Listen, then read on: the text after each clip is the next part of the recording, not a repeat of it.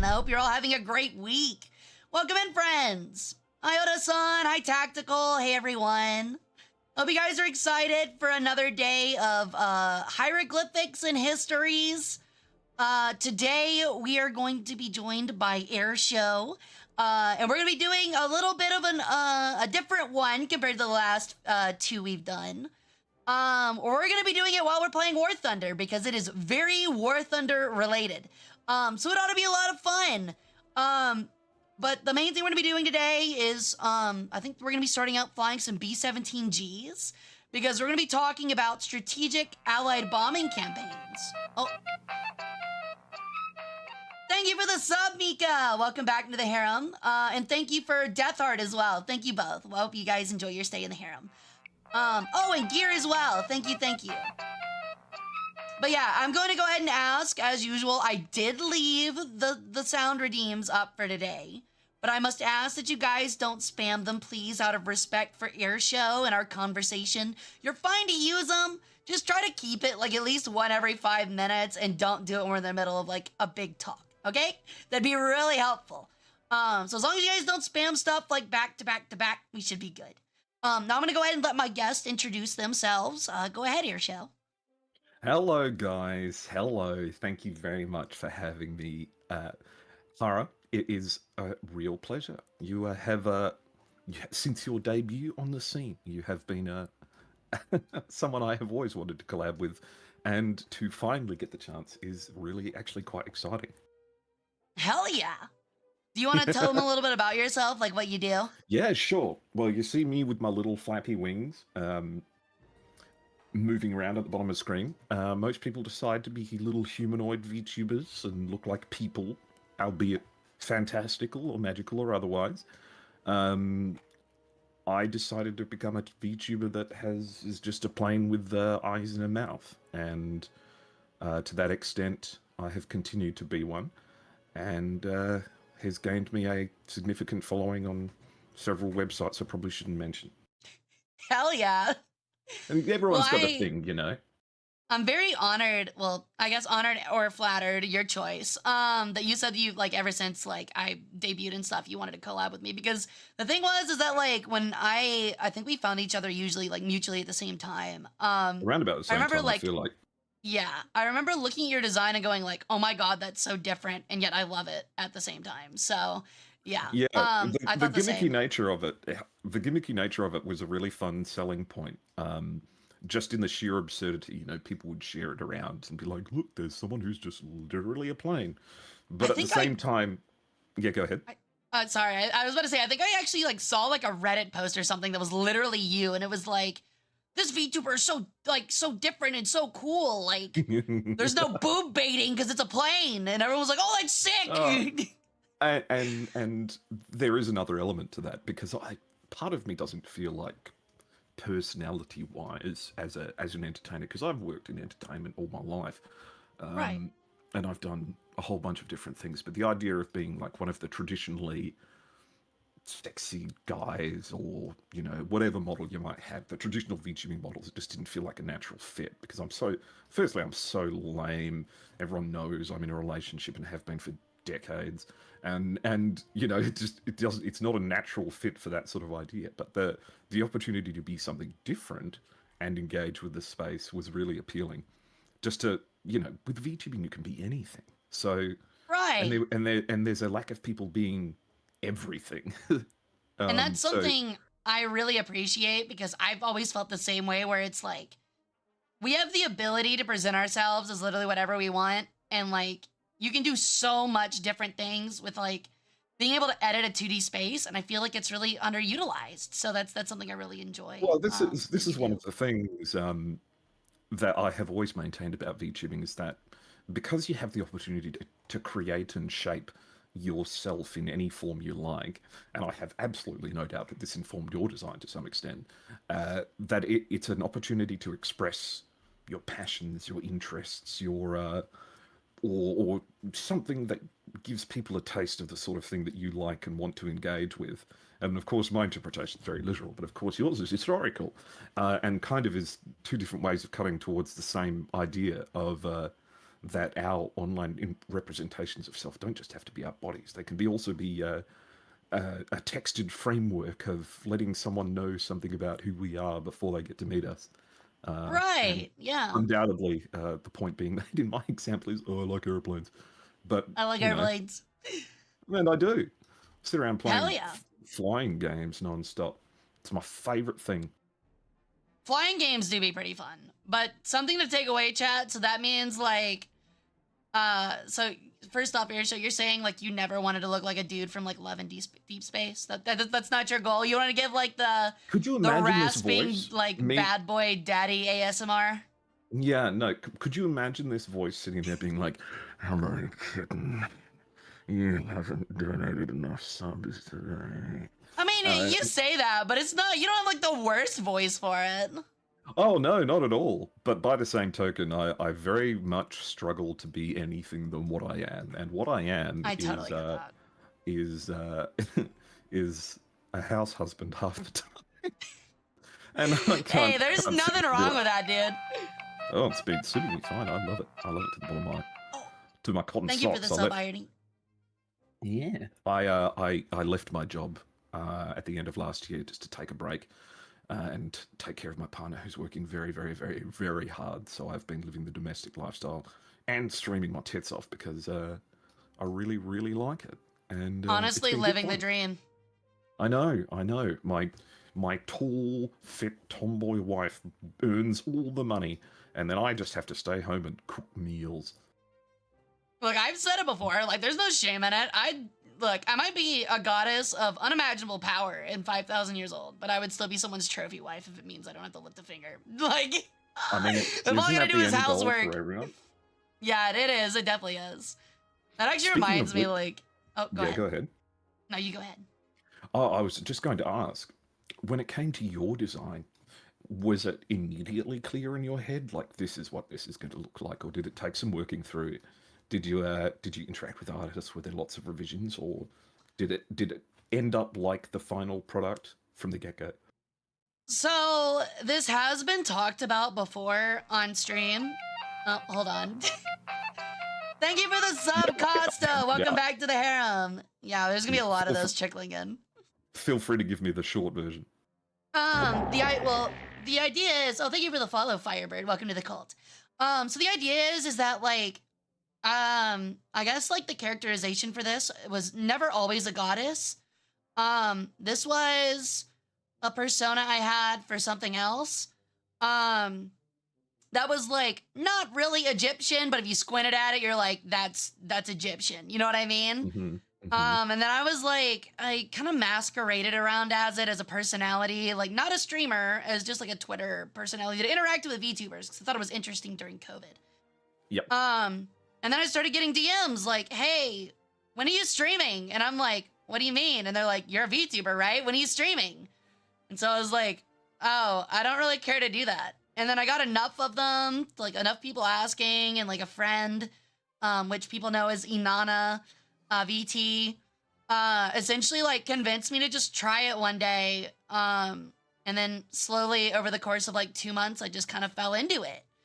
And I was like, all right, well, if this is going to be a thing, like I'm going to remake everything for it. Like I'm going to keep the same like persona, but I'm going to change the design up a little bit. I'm going to deify her to like fully make it like full-blown Egyptian. And so that's what I went with. Cause like the character was always based off of like a combination of Ra and Horus. It's just that it was just more of like an allusion to it rather than it being like so obviously a representation for it. So, yeah, it's just kind of how it went. And here I am now. So, but outfits and stuff for revisions. I have always been one to like design my character designs. I've loved that. That's like one of my favorite aspects of like character creation. So I pretty much came up with all the ideas. I'd look up like real world counterparts of like an idea I have in my head and play around with it and draw it on paint like really cruddily. And then send it into an artist and be like, all right, work with it. Tell me what you got. I have it on good authority that artists love the MS Paint pictures. They do. Yeah, they do. They prefer it more times than not. Because it's so much easier for them to understand when you like, even if it's shittily drawn, like draw it out for them. So yeah, like essentially that's what I did, and then like they'd throw in some ideas and be like, "Ooh, I love that idea," and we'd add it and stuff like that. And that's how this was born. That's how this second idea here, which I've currently got, was mostly me, but still for like my two artists that I'm in a lot of conjunction with. One of which did the art for this outfit, the updated art for this outfit. I pretty much threw it to him and was like, "Here's some ideas I have. What ideas do you have?" And we just kind of collaborated on it. And this is what we came up with. So Spectacular. Yeah. One of the best color palettes on Twitch, I'd say. Well, thank you. I've always been a big like lover of like black, gold, and red. So it just feels like I don't know. Yeah. The black, gold, and red is spectacular as well. Yeah. But yeah, black, gold, and red just feels like one of those like tricolor formats that works as well with like white, blue, and like black or gold or something. Like just kind of like the idea of like, I don't know, I hate to put it this way because I haven't played this game in such a long time, but I think of like Horde or Alliance from like Warcraft 3 from when I played the Warcraft RTSs. So yeah, those kind of colors just go together. Spectacular. It does. It goes perfectly. Oh, thank you for the gifted sub, Death Heart. Thank you. But yeah, okay. So we'll go ahead, and I'll go ahead and queue us up for a game so we can get this started. But I will ask first. So, you're a MiG-29, if I'm not mistaken. Why? Actually, an Su-27, but almost. Oh, I always get them mixed up. From the little cartoon silhouette, almost exactly the same looking. Right. So, oh my god, another one. Thank you for the sub, Death Heart. I'm sorry. Death Heart's apparently spending his full fucking allowance today. But yeah, go ahead. I was gonna ask, so like, why the SU? Well, there were a variety of reasons of it. Because I've been VTubing for quite a while. I started off as a PNG like way back in the day, like 2020, 2019-ish, when the initial blow up kind of happened with Project Melody and all that sort of thing. Right. And initially, when I first started doing it, I picked a photograph that I took from Google Images of my favorite aircraft at the time, because it's one of the ones that I spent most of my time flying in DCS. The Su-27. What I didn't realize at the time is the picture that I had specifically used was of a Ukrainian one. Oh. And I kind of made it into a pseudo-Soviet design sort of thing, but originally it was just a photograph with eyes and a mouse cropped out from a still frame of Kill la Kill onto the PNG, and it would just Which bounce one? up and down. I think it was Marco freaking out at some point. Oh, okay, yeah, one of those. Yeah, one of them. Surprise me. That's funny. And then I wanted to try and get it made into Live 2D, but no one would take the commission until I eventually harangued someone who'd never taken commissions before and was like some fresh-faced 18-year-old fresh out of high school who just learned Live 2D the other day, and I was like, "Can you make an airplane move?" And they did. And then I got the plane with the moving eyes and mouth, and it got upgraded a few times, and then a big war happened. And and something suddenly, all of a sudden, your design became politically charged. It became very politically charged, much more politically charged than I expected. Because the old design used to have a red star on the tail as opposed to the Ukrainian trident emblem. Which right. Oh, yes, they'd be really upset with that if they saw that. Yeah. So, which is kind of like the emblem of the Russian Air Force. Right. Yeah. And that didn't necessarily sit right with me, so I ended up having to change a few parts of my design and rebranding a little bit. So it was inadvertent, but not necessarily a bad thing. Just required a little bit of clarification. Ever since, I've just enjoyed bouncing around like a little airplane. There you go. I do have a version 2 model that's ready to go that I need to organize a debut for, which should be particularly funny.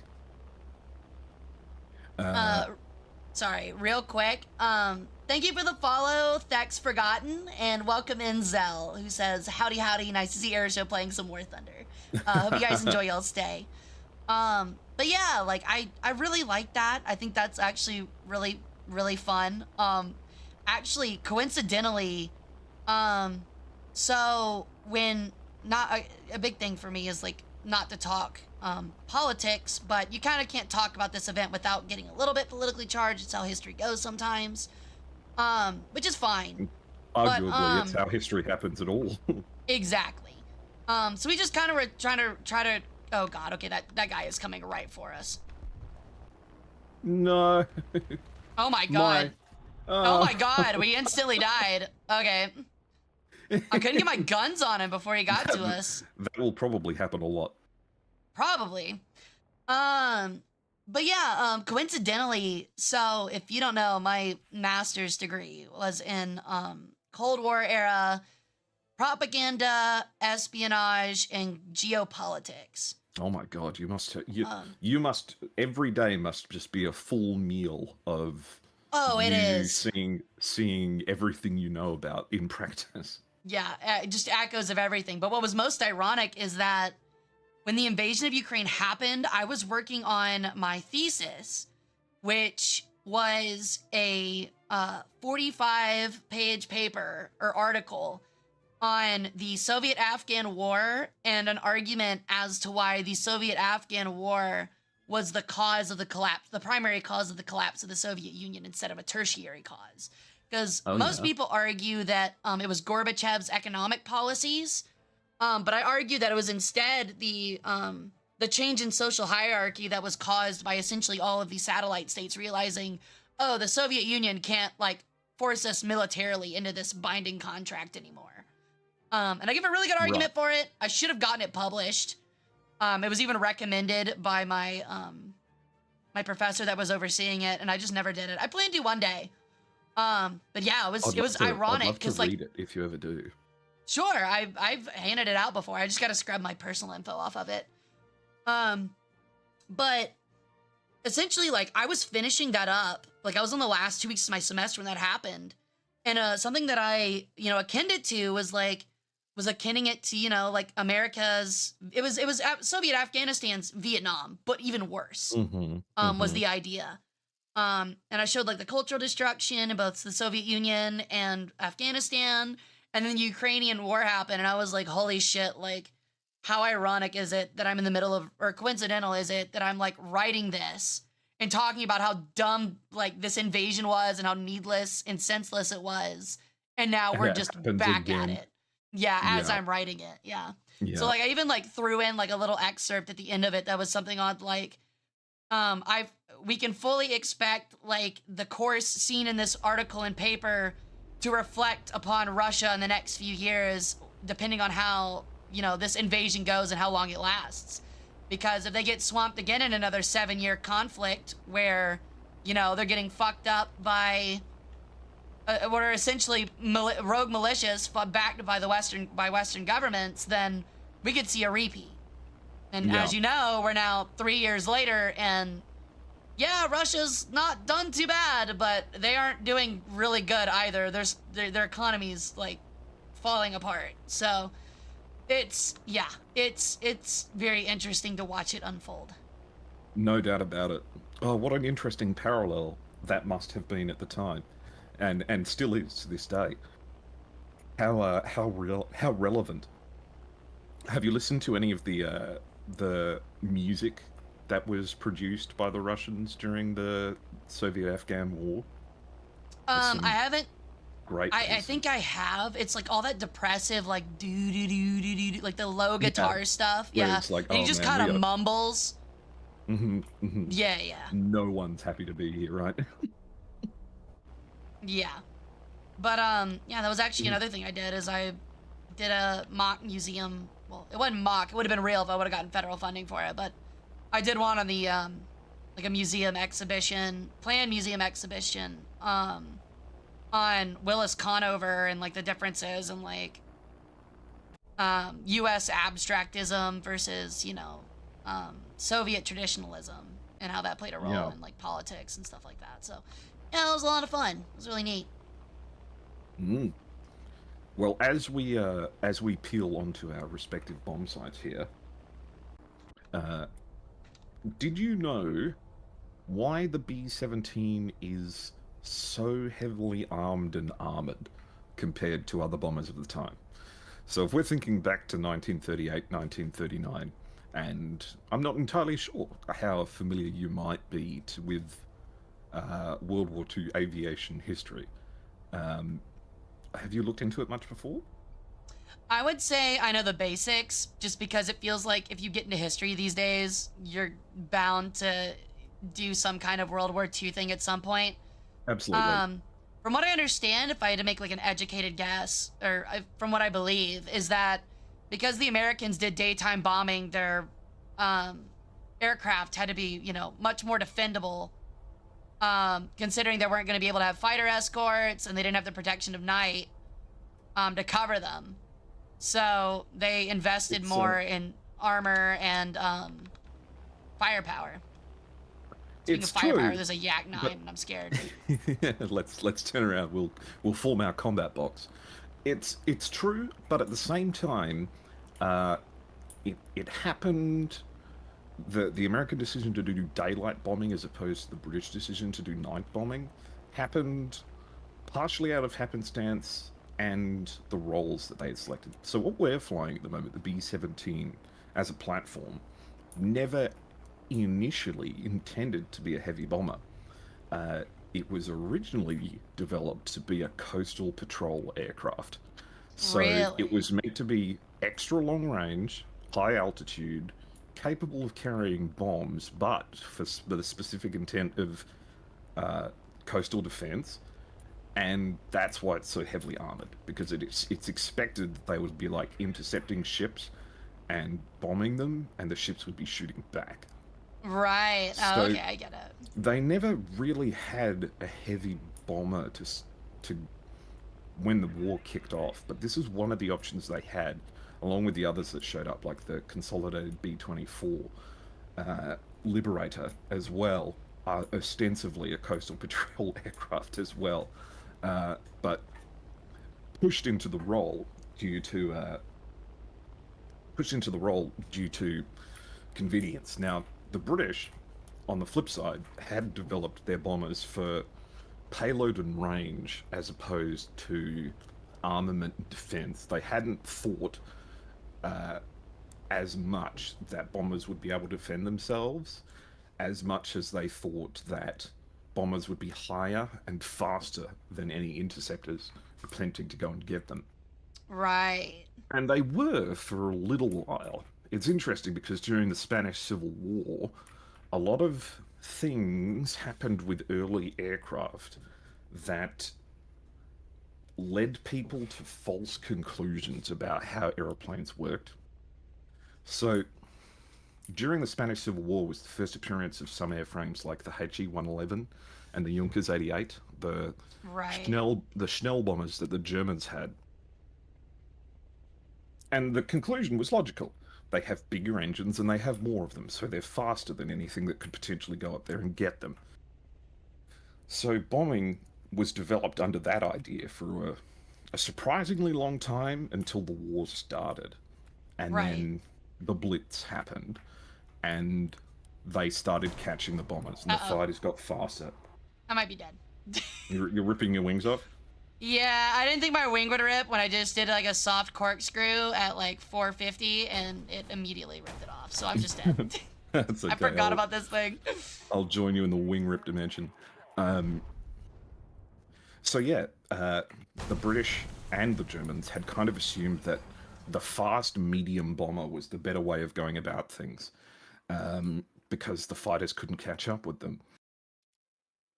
And they developed aircraft that you can even see in War Thunder, like the Wellington and the Shackleton and other medium bombers. And then when it came time to attempt to initiate strategic bombing against occupied France and the German mainland, it became quickly and painfully apparent that that they had not kept up with the times. That these bombers were so poorly defensible and so at the mercy of fighters at this point that had now supercharged and had their engines developed to a point where they can really rip.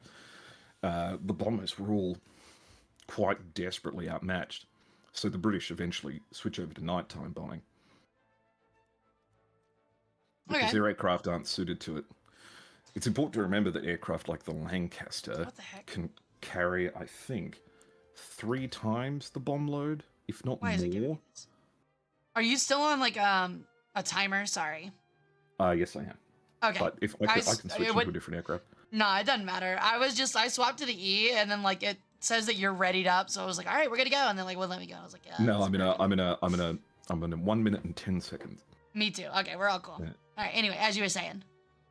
And it's important to remember that aircraft like the Lancaster, for the British, carries like 3 times the bomb load of a B-17, and the Mosquitoes that were specifically developed for bombing carry that same bomb load, though in different forms. So it was interesting that the establishment of the strategic bombing forces based in England suddenly had the Americans show up, and the Americans show up in these things, which they'd sent some over to the UK before, and the UK had a go with them, but didn't necessarily quite understand where they fit doctrinally until the Americans arrived with a lot of them. I gotcha. And this was kind of 1943 when this starts happening in earnest. And the bombers go out. And there was this false idea of the flying fortress.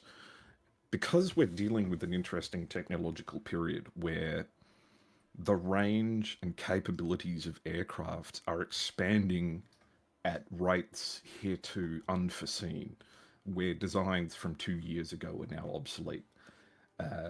There was the thought that bombers being able to defend themselves was entirely legitimate because it did work for a short while, where single-engined fighter aircraft or even heavy fighter aircraft just didn't quite have the pace and the power to keep up.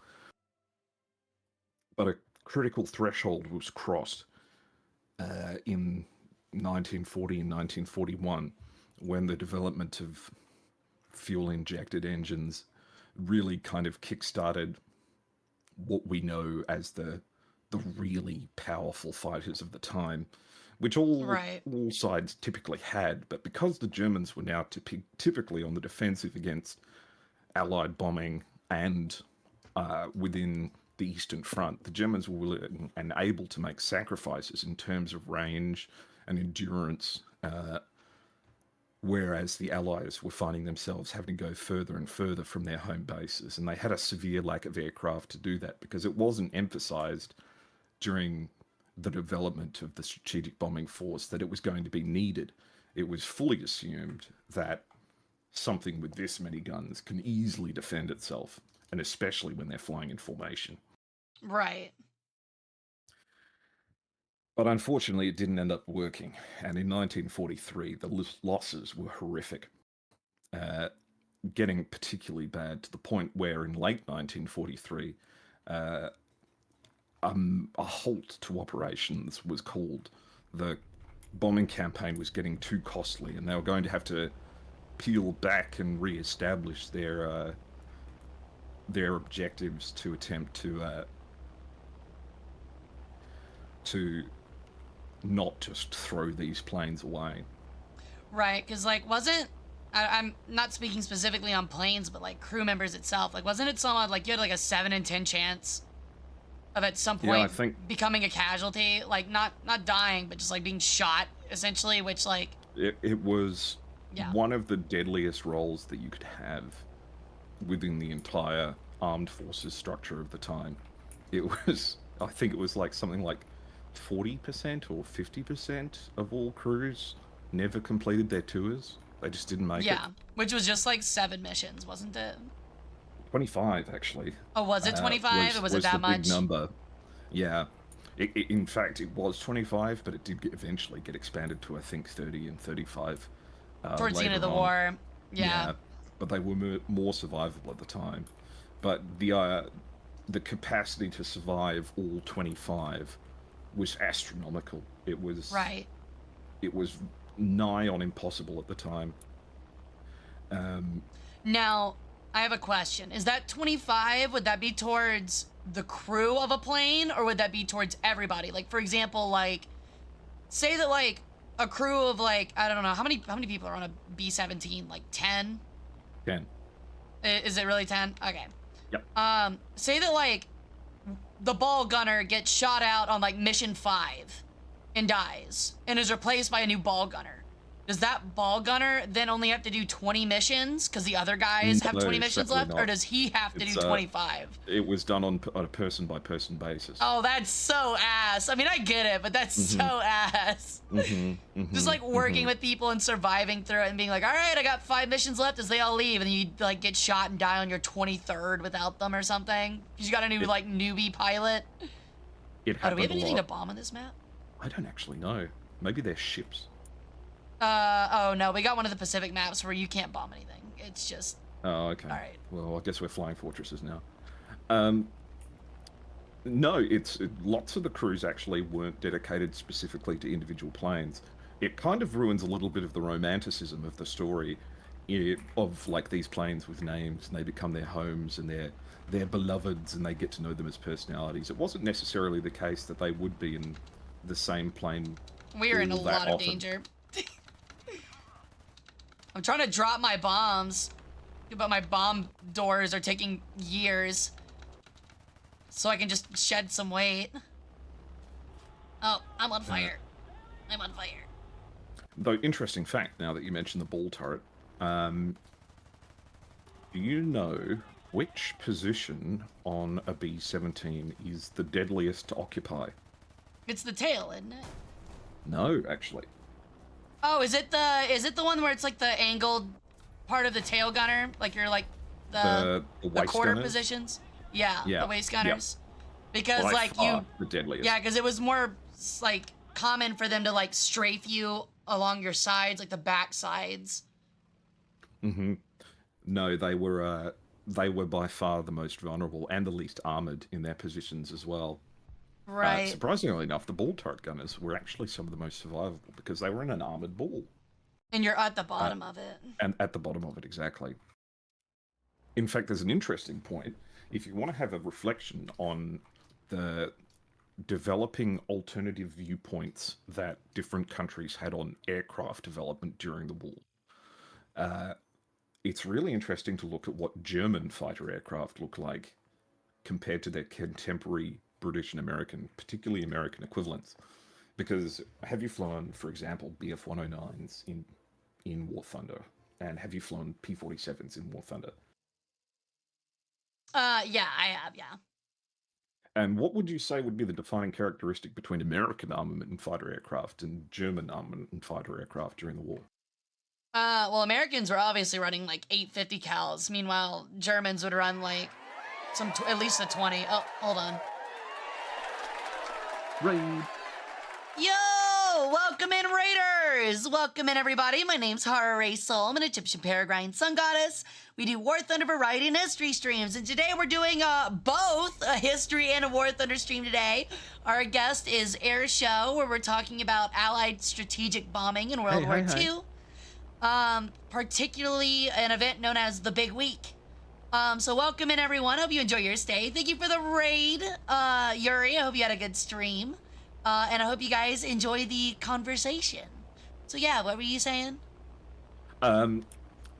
So you said you've got the 6.850 cals in the right, P-47s. Yeah. Americans seem to go for the 50 cals, and the Germans were really big on like centerpiece, like typically like what was it? It was like 2 caliber machine guns, like lower caliber machine guns, and like a nose mounted 20 mil. Have for you ever accuracy. wondered why? Is that because Germany expected to go up against bombers? Because I know that like the high explosive fragmentation stuff of the 20 mils were particularly deadly against aircraft like bombers, because you could hit like the fucking wing and the shrapnel would, for example, kill the waist gunner. That's exactly right. Right, yeah. The reason that the Germans eventually developed larger and larger caliber air-to-air cannons, whereas the Americans focus on the 50 cals and lower caliber weapons, is entirely to do with the kind of opponents they're expecting to face. Germany never really developed any heavy bombers of any description, particularly none that were armored. Right, because the AT-111 was just like canvas and wood, wasn't it? Like the Lancaster. Basically, yeah. Yeah, you're not wrong. It was a light aircraft that was not difficult to destroy by the standards of the time. Uh, However, the Germans were continually being pressured harder and harder by the Allied bombing force. So it's one of those conclusions that you can draw simply by looking at what eventually happened over the course of time. Obviously, the strategic bombing of Germany was becoming a huge issue for them, or else they wouldn't have specifically adapted the weapons on their fighter aircraft to confront it more directly. Though, what would you say would be the measure of effectiveness of Allied strategic bombing by I the might be dead enemy already. government? I've Oh got a no! wyvern that just Push the blew right up at me. extinguishers! Open the cowl flaps! Cut the fuel to the number 4 engine. You can fly on 3. And I 2, hate that you but kinda not 1. can't do that. Just like cut fuel to engines. You just kinda like, you're like, alright, I guess I'll burn out now. Mhm. Also hate that a wyvern can get this high and not only keep up with me, but consistently shoot at me. Yeah, I know my turret's damaged. Shut up. I'm hitting him. It just doesn't do anything.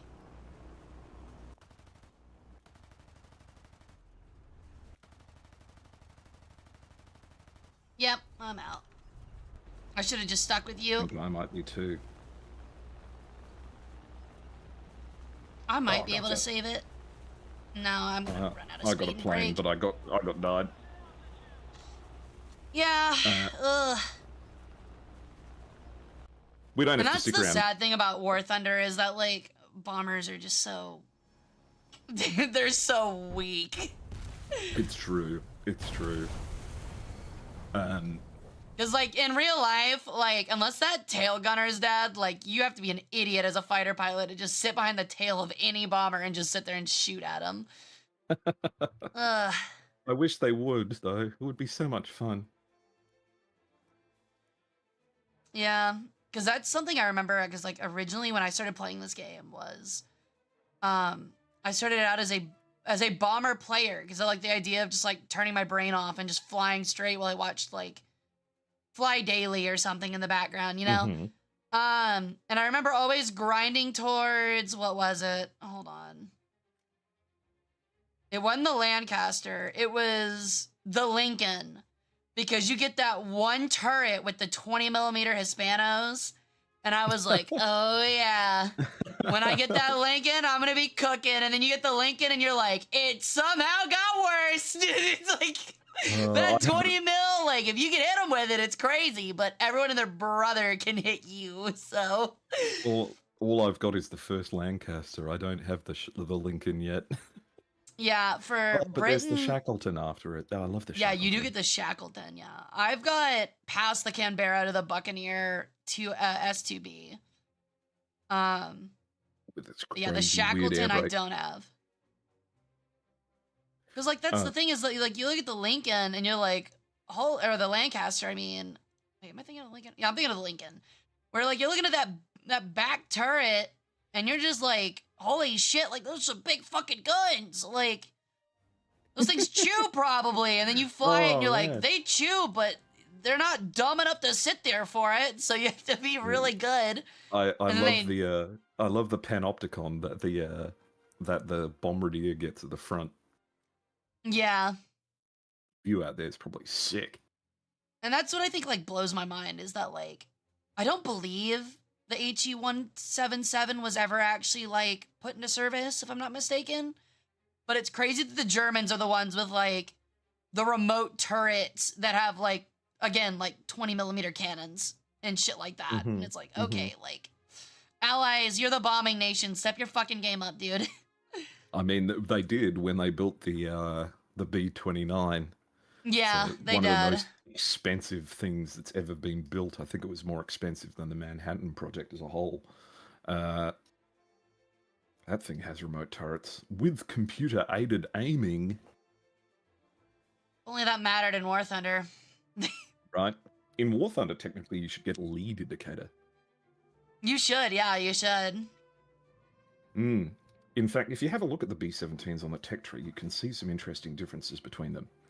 Like, and this is tertiary to the point that I was making earlier, but if you have a look at the B-17E, the earliest model, Looking at and it. you have a look at the belly turret down at the bottom, you notice how there's nowhere for someone to sit? Like it's just an Oh, enclosed thing. It's a right. periscope turret. There was someone sitting above it, looking down through a periscope, and that Oh, you periscope can see it through the X-ray. Okay. and that apparently caused like epic motion sickness to a degree that no one's ever seen before or since, and was Yeah, I would very imagine sitting in a fetal position on a plane that is trying to shake a fighter will make you vomit pretty fast. yeah, while your periscope's doing 360s and spinning around and Yeah, and you can't look out a vibrating on, window. yeah, no, that was apparently the worst thing ever. The B-25, not the big B-24, the small B-25 medium bomber, had the same kind of periscope turret, but you almost never see it because all of them were removed for being horrible.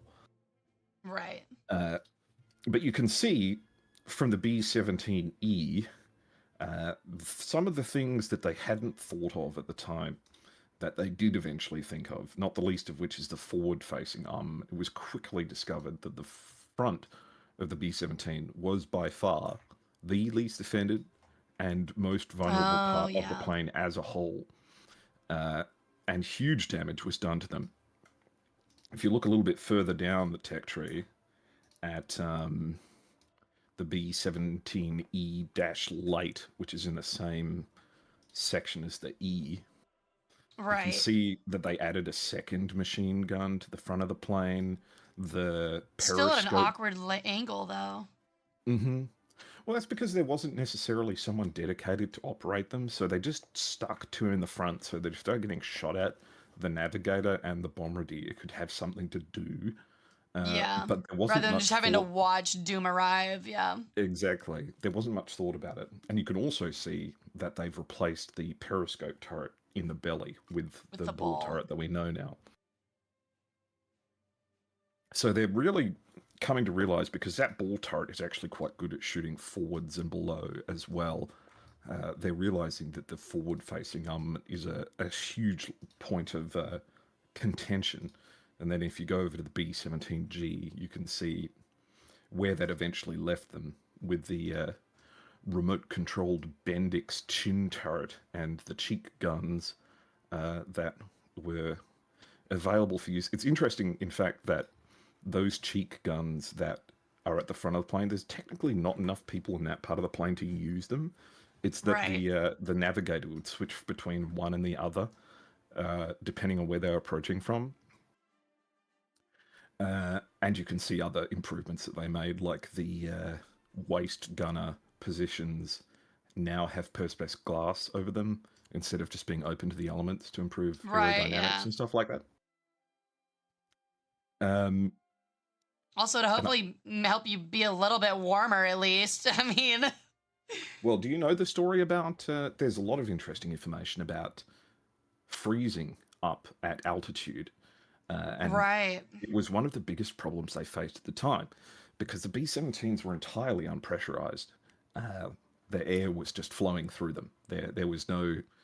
you know, for the waist gunners, they were just exposed to the elements. The crew wore heated jackets and gloves and pants. So when they sat in their positions, they would plug in their suits to warm themselves up. Now, there was two problems with this. Firstly, it was really, really prone to short-circuiting and electrocuting you. Right. And if you pissed yourself, you definitely would electrocute yourself. Oh, God. Which happened a lot. Right, because you're on, like, what was the average, like, flight time for a mission? Like, 7-8 hours? Yeah, it was about 6 to 8 hours, depending. With some exceptions. And of course, they had to carry their oxygen with them. If you were sitting in your seat, you would have an oxygen supply that was coming from a position that was just kind of below where the top turret, just next to where the top turret is where the oxygen tanks would be. But if you wanted to move around the aircraft, you would have to take a portable oxygen bottle and reposition yourself throughout the aircraft. And those oxygen bottles were only good for an hour. And if you forgot, or your oxygen gets pierced, or you've got a bad mix of O2, it was not uncommon for people to go unnoticedly hypoxic at altitude, and they would just die. They would just suffocate. They'd just suffocate, and no one would know it was happening because they'd make no noise. They would just, they'd just find them later on. There's something to be said about, like, the early days of high-altitude aviation and kind of comparing it to, like, early diving, like, in a way. You know what I mean? Like, ocean diving. Oh, I mean, absolutely. And imagine being, like, as most of these guys were, 19, 20, 21-year-old, and you are the highest up in the air that almost anyone has ever been.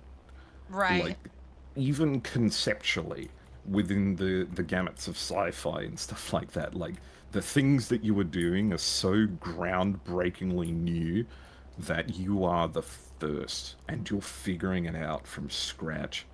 And they made mistakes. They made mistakes all the time. Which is why it's interesting that the B-17 is such a ramshackle. Because it's kind of a bad bomber, but it ended up being exactly what they needed, which is kind of what brings me on to the events leading up to Big Week, which is what you could probably call as one of the largest periods of air combat that have ever happened. Sustained, focused, 7-day, maximum effort campaign, utilizing the entire Western Allies bombing forces, including the RAF, for concentrated day and nighttime attacks against specific targets. And what's important to realize... Okay, I'm sorry to interrupt, but is that the Wendigoon? That's crazy. There's no way that's the Wendigoon, but that's crazy. I don't know. It might be. That'd be insane. I think I'd lose my shit. But anyway, yeah, as you were saying, leading up to Big Week, yeah. Leading up to Big Week, they took time to reflect on Allied strategic bombing and the reported effects of it all. And it wasn't really working. Even when the missions were going as planned, they had kind of put the cart before the horse in terms of their expectation. Fly up. This A6M5 is beelining for us. Let's go. I know you can't climb well. I know you're a Japanese fighter. Go away, nerd. Later. You tried. Okay. We're safe for a minute. They were reflecting on the effectiveness of the strategic bombing campaign. Oh, he's hanging. Watch your tail. He's hanging. He's actually, like, right beneath you. He's coming up for me, though, and now he's on fire. Okay, just evade him. Oh, no, my tail. Oh, he got you. Oh, I thought I had him. Do not be in any rush to return yourself to the hangar. It's all good. Oh, don't worry. There's a Vaka Wolf 190 flying right after me. I'm sure I'm not long for this world. The strategic bombing campaign in 1943, at enormous cost, had kind of ended up failing. It didn't really have much of a tangible impact on... Oh my god, I nice sniped kill. his pilot. Alright, sorry, yeah, as you were saying, nothing really that tangible? Nothing really that tangible. And it was frustrating because the development of the bombers involved, like the B-17, had promised huge results. Do you know anything about the bomb site that B-17s use? Right, it was the Norton bomb site, right? Which was like, kind of like the big... Okay, hold on, I'm getting a chair thrown at my legs. Ow! Okay, that was not my legs, you dick! A2 Max, you were... Hey, Hara, I went to your carrier con because I couldn't make it to your panel. Hope you had fun. Oh, thank you so much! Hope you had a fun time at carrier con. I have just got shredded. But yeah, it was the Norton bomb site. It was like kind of like included with radar. It was kind of like the massive technological like miracle that kind of hit early World War II. In terms of like precision bombing, which like precision bombing for that time was like, as long as we hit like within 3 blocks, that's great, you know? So You're quite right. But there is an enormous controversy that persists even to this day around the Norton bomb site. There are huge groups of people that will argue that the Norton bomb site wasn't the best one that was available at the time. However, because the Norton bomb site is like a clockwork analog device, it runs off gears and springs, basically. It's fully analog, it's a mechanism.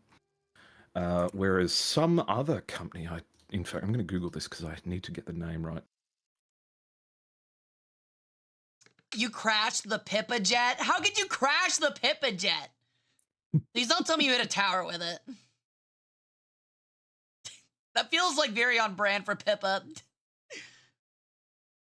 But yeah, could you actually like go into the intricacies of the bomb site? Was it, so you said it was like spring and gear based. Was it just like simply tied to the timing of like when you were supposed to be over your target, like geographically? No, it was trigonometry. So you would take the speed and altitude of your aircraft, and you would use that to calculate a time of flight compared to the sea level of what you were attacking, and then account for any wind drift. So it's difficult to explain how, but it basically had a bunch of dials on it, like a mechanical calculator. And and the bombardier has a set of instrumentation down next to them for airspeed and altitude and all that sort of thing. And they would receive information about the weather and the wind speeds expected. And they would program all of that into this analog system.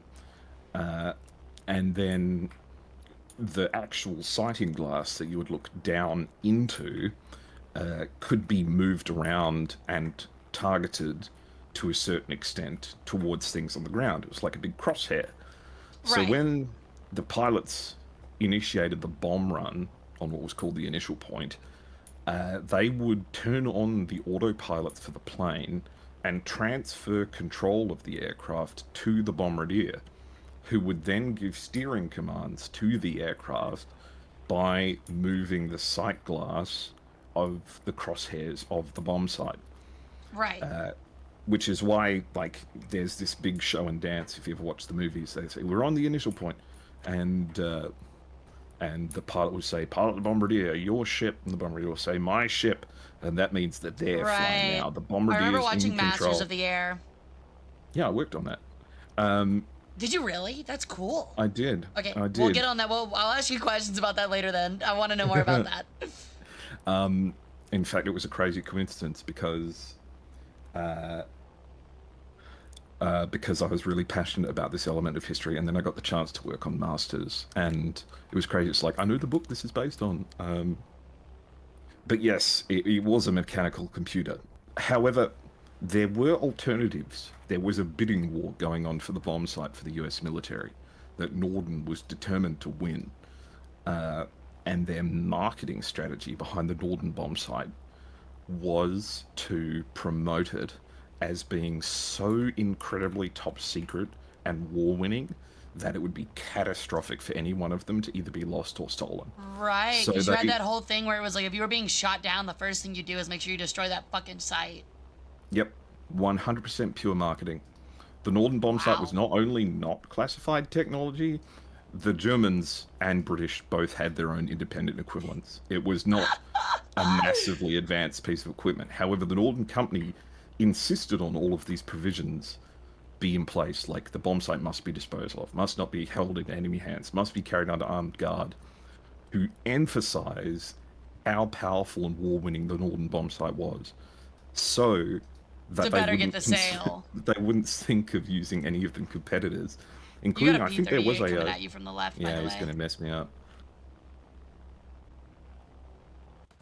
And I forget what the name of the alternative was, but there is like a electronic alternative that didn't require like analog clockwork garbonzo. I don't think he notices that I'm just gunning him down from behind. He's already got an engine and a wing gone. He's dead. There he goes. Nice kill. What a gamer. Okay, you've got this first site, right? I'm gonna shift over to get the other one. Nice. So the Norden bomb site was arguably not the best one that they had, but more importantly, the Norden bomb site was tested over, like, the open mesas of Arizona, and, you know, at much, much lower altitudes and speeds than what became necessary almost instantly when they arrived in Europe. The Norden bomb site, this whole idea of the dropping bombs into a pickle barrel calculation, and all of the demonstrations that went behind its development all happened at like 10 to 15,000 feet. But by the time they get to Europe, doctrine has already demanded that they not be flying below 20,000 feet, and ideally above 25, much, much higher than the Norden bomb site was ever attempted to work. Right. So your magnification is going to be really hard to actually like make things out at that point. Well, that's if you can even see the ground. I mean, in Arizona, it's not typically European overcast all day long. Exactly. So the estimations of the effectiveness of the bombing campaign were massively overestimated, and they were hugely, hugely and bitterly disappointed about the perceived ineffectiveness of the strategic bombing campaign. We've got a lot of company. All right, get in the combat box. Yeah, I'm trying to like throw them up by going at a weird angle, like this. Okay, that didn't work too well. I'm still up, but I'm flying without any controls. So if you can pretty much just get to me, that's the only way I can pretty much stick around you, because I'm missing a lot. Now imagine if you were 19. I know, right? And having to actually care about my fear of mortality.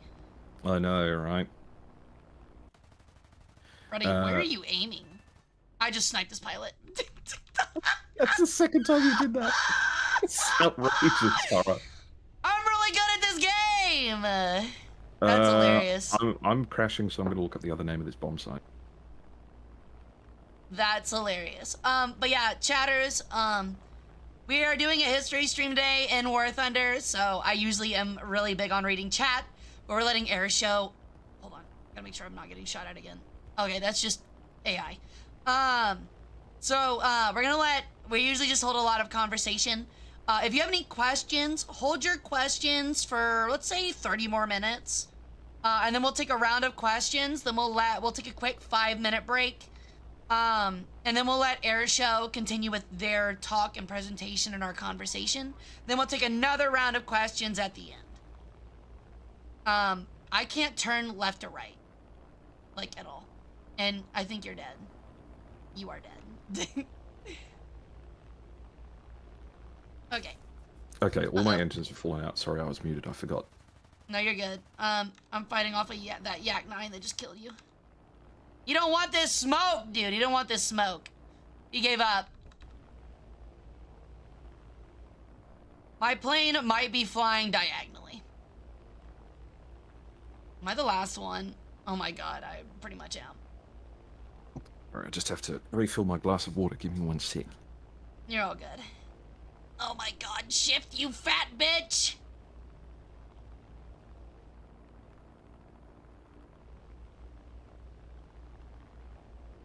It was flying fine a minute ago. Okay, there we go. I see how to get this thing to move now. Okay, what? Oh god, I starved it of fuel. Okay. If I land this will be a miracle. Uh-oh. Uh-oh. Please don't put me in a flat spin. I would very much like to not be in a flat spin, please. Oh, we're the wrong way. All right, you know what? We're going down fighting. We're not gonna make it back to base. I'm going to crash. We're going down fighting. Hopefully this LA-11 takes the bait and tries to come knock me out. Yeah, my rudder's gone, dude. I would love to press Q right now. The most important part of the plane to steer correctly is currently gone. Not the pilot. So I guess the question I would have for you, is like, if there is, what is the biggest, like, I guess, strategic bombing misconception that you hate? Oh, there's loads of them. Oh, there always are, but, like, which one do you hate the most? Oh, I'm about to crash. Probably that the P-51 was the hero. When it wasn't. I mean, it was, but the P-51 gets all of the glory that was also meant to be shared by P-47s and P-38s with drop tanks as well, which did just as much. Arguably the P-47 more. One of the biggest misinterpretations of the strategic bombing campaign of the time, like one of the things that they got desperately wrong, and continued to for the entire duration of the war, was an overestimation on German reliance on ball bearings. The ball bearing plants were always considered to be like a really high priority target because they were considered vital in the construction of engines. But Germany was suffering much harder in needs of other strategic materials than ball bearings. In fact, they had surpluses of them. The Germans weren't entirely sure why they were going after the ball bearing factories so much, but they were determined to do it. I'm officially dead. Oh, shit. Oh, the rudder fucked me, man. Oh, well, I'll take it. But yeah, like, wasn't, like, fuel, like, much more important? Absolutely. The development of better fuels and long-range fuels, oh, and of course fuel as a strategic bombing target was vital.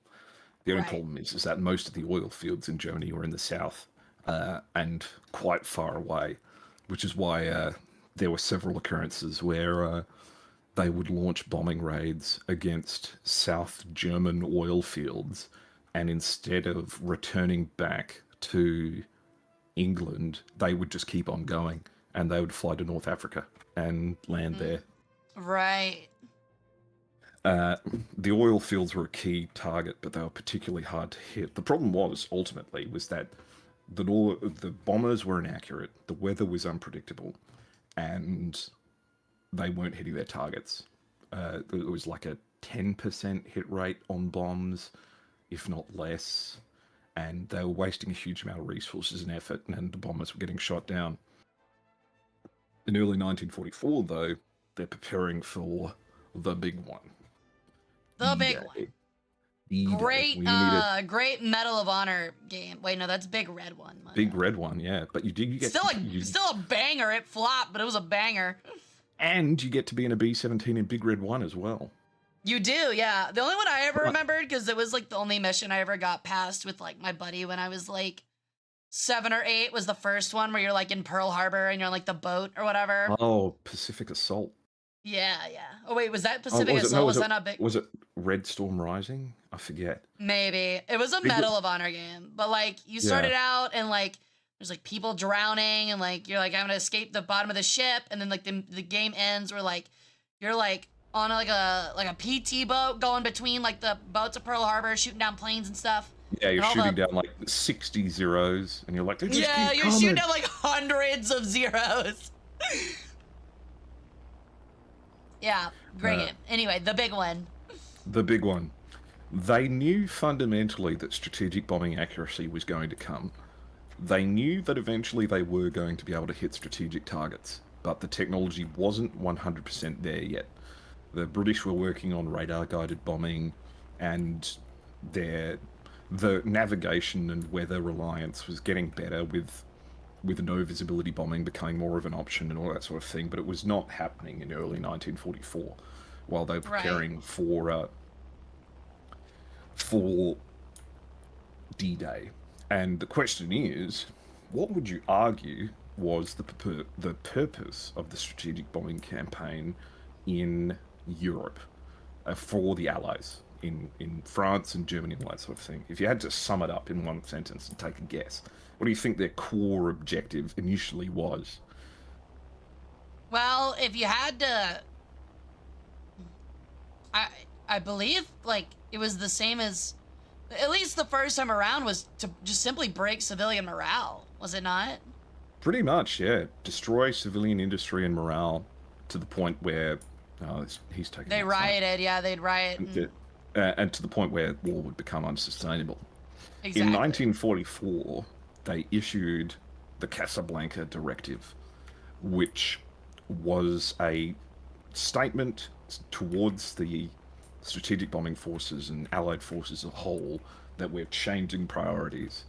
The key priority for all air forces in Europe is no longer the destruction of strategic targets. It is specifically the destruction of the Luftwaffe. Right. And because when it came to the D-Day landings, the one thing that they were more frightened of than anything, even U-boats, was the landings getting fucked up by airplanes. Lacking air superiority. They were desperately frightened of what would happen if they didn't have complete air superiority over D-Day.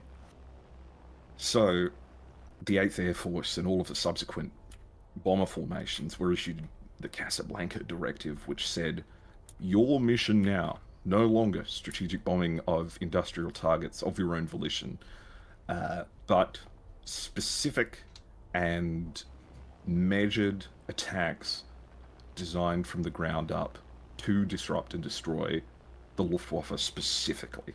So yeah, like airfields and like, I guess, airplane factories, stuff like that. Mm-hmm. And to that extent, the thinking behind B-17s and their application changed dramatically. They suddenly had this bomber that wasn't a brilliant bomber, but what it was really, really good bait to get the Luftwaffe to come up and fight. Because they were constantly sending out fighter sweeps. Their thought before escorting the bombers was fighter sweeps. That they would send fighters ahead of the bombers, and those fighters would sweep the area, and then the bombers would follow them. It didn't work as well as they had hoped, because the Germans, using radar, would just ignore the fighters. They wouldn't even take off. Right. And they would wait until the bombers arrived, and then attack them. So it was like a significant amount of time between the wave of fighters and the wave of bombers. It was. It wasn't like they'd go out like a half mile out and engage them as they were like coming off the ground. It was, we're gonna fly over the target and let them know we're coming, essentially, and then the bombers show up. There was this kind of faux thought that if the fighters went into the area and they flew around for a bit, then there mustn't be anyone there to stop them. Right. And that was desperately untrue. They just ended up intercepting the bombers. So they realized now that there's a distinct need for a change of tactics, and that change of tactics is close escort. And they decide that there's going to be a two-pronged approach of strategic bombing with the specific intent of destroying the Luftwaffe, which is attacking vital aviation infrastructure, like airfields, aircraft manufacturing plants and repair plants and all that sort of thing, and maintain close escort. And so they did. That was the core thought behind Bigwig, was when they directly initiated engaging the Luftwaffe directly. And I was about to say Jimmy Doolittle was the commander of the operation as well.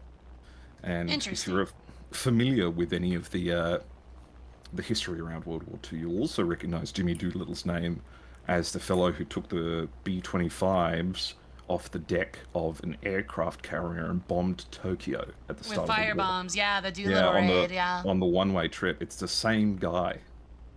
He got out of China, and he took over command of this operation. And he says, the first lesson is that you can't lose a war if you have command of the air, and you can't win a war if you haven't. And that was the prime thought behind it. The order of importance for targeting within the bombing raids was number 1, submarine construction repair. Number 2, the German aviation industry. Number 3, transportation. Number 4, oil plants. And then anything else was considered secondary to those. Right. So huge attacks were planned. These idea of the maximum effort raids, which is where we get the term maximum effort from, which is when they would send up everything. Everything that was there has to go. And they'd send up every plane they had. In early 1943, they sent up the first maximum effort of the 8th Air Force, which was a grand total of, I think it was 12 B-17s. In the opening days of Big Week, they sent up a maximum effort of, I think, in excess of 1,000 planes for the first time ever. Please tell me you drop bombs on that guy on their airfield. I tried to, but he might not. Okay. They might not get in. Yeah, he just respawned, but if you put him like a little bit ahead, you should nail him. Oh no, you were behind. Oh no. Rip. My Norden bomb sight didn't work. Okay, I guess we'll turn back around.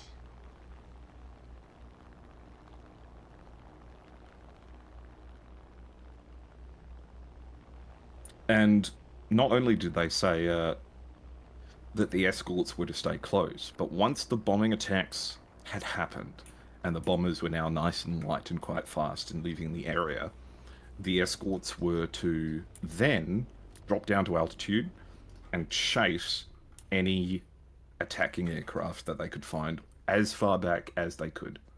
Right. Which meant a lot of the time, because the Germans were always low on fuel, and they would do the shortest range missions possible.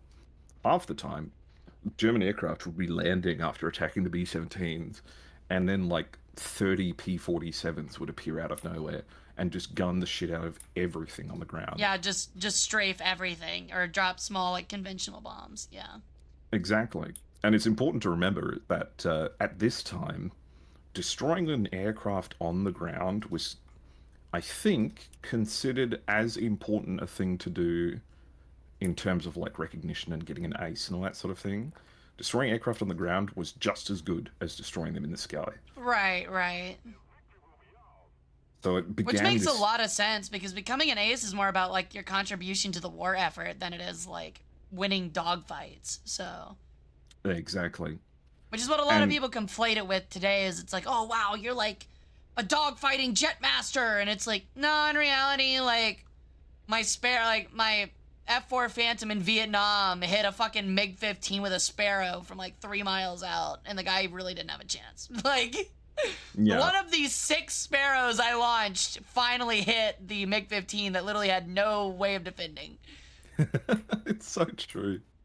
It's so true. And oh man, I could do a whole different talk about the F4 Phantom and all of the things that went wrong with that, but then we eventually figured it out. But also, whoa, what were we thinking? I do love the F4 though. I fly the F4 a lot in DCS. Me too. Yeah, that's kind of what I'm known for. Favorite planes. Oh yeah. Yeah, I'm kind of known for the F4S. I feel like I can at least like consistently get at least 2 kills every game. Which one's the F4S?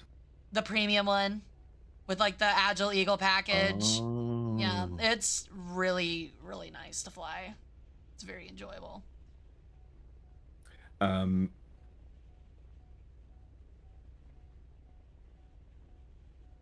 right. There are some other interesting notes going. I don't have too much detail about Big Week specifically because going into what fell off? Nothing. I'm good. Yeah. Yeah, you're all good. You're all good. I should be good. Yeah. You're gonna land safe. You're gonna land safe. Yeah. You know the definitely. mechanics on the ground could have that fixed in like 12 hours. 30 seconds, actually. I know. I've tried. You know what? I think I might. You know, actually, wait, hold on. I think the ground looks really cool. I'm gonna get a closer look real quick. I Oh, think it yeah. looks really neat. Yeah, this field right here. Oh. No, that's a good point, actually. Let me have a look.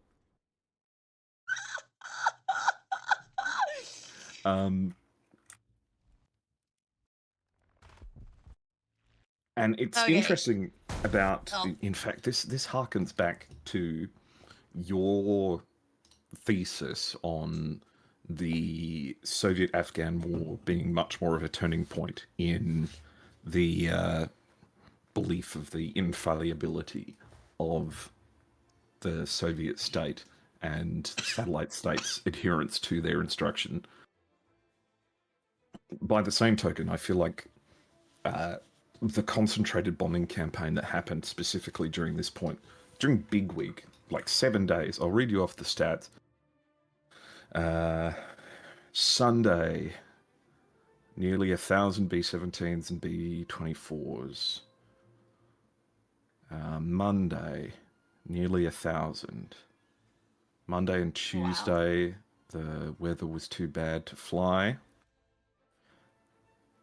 Except on late Tuesday, they bombed Nijmegen with 800 aircraft.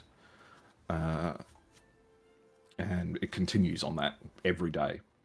200 aircraft, 500 aircraft, 600 aircraft, 700 aircraft. It continued like this day after day. And the first half of the week was just cataclysmic. It was like they were losing so many planes, and the dogfights were going well, and they were destroying Luftwaffe aircraft like really quickly, but they were losing planes just as fast. It was Pyrrhic. Yes, it was Pyrrhic until the end of the week. Oh, because they're... Okay, so like I kind of see the idea. The idea is like, okay, like the front end's going to be fucking awful, but like when we exhaust their material resources in such a short time, like we'll have free reign at the end of it. So it's kind of like, it's like paying your casualties all up front in a way. Well, and that's not far from what ended up happening. Was that on the last days of Big Week, they flew the missions, got to their target points, flew back, nothing showed up. The Germans had nothing left. They had been stretched completely to the breaking point and exhausted everything they had. And it ended up being that turning point where they were just like that they've been broken. Right. The Luftwaffe could never amass a big enough response after that point ever again. And the statistics after war end up showing that a full third of the Luftwaffe was destroyed at that time, including the Luftwaffe that was engaged in Russia at the time, which would have been 2/3 anyway. So functionally, entire Western Luftwaffe front was wiped out completely. Yeah. And already wasn't it like, if I'm not mistaken, I'm pretty sure the Luftwaffe after the Battle of Britain were also pretty fucking crippled as it was after that. Is that correct? Pretty much. I just dropped a bomb by mistake. Oops. They were, but there is doctrinal precedent for that.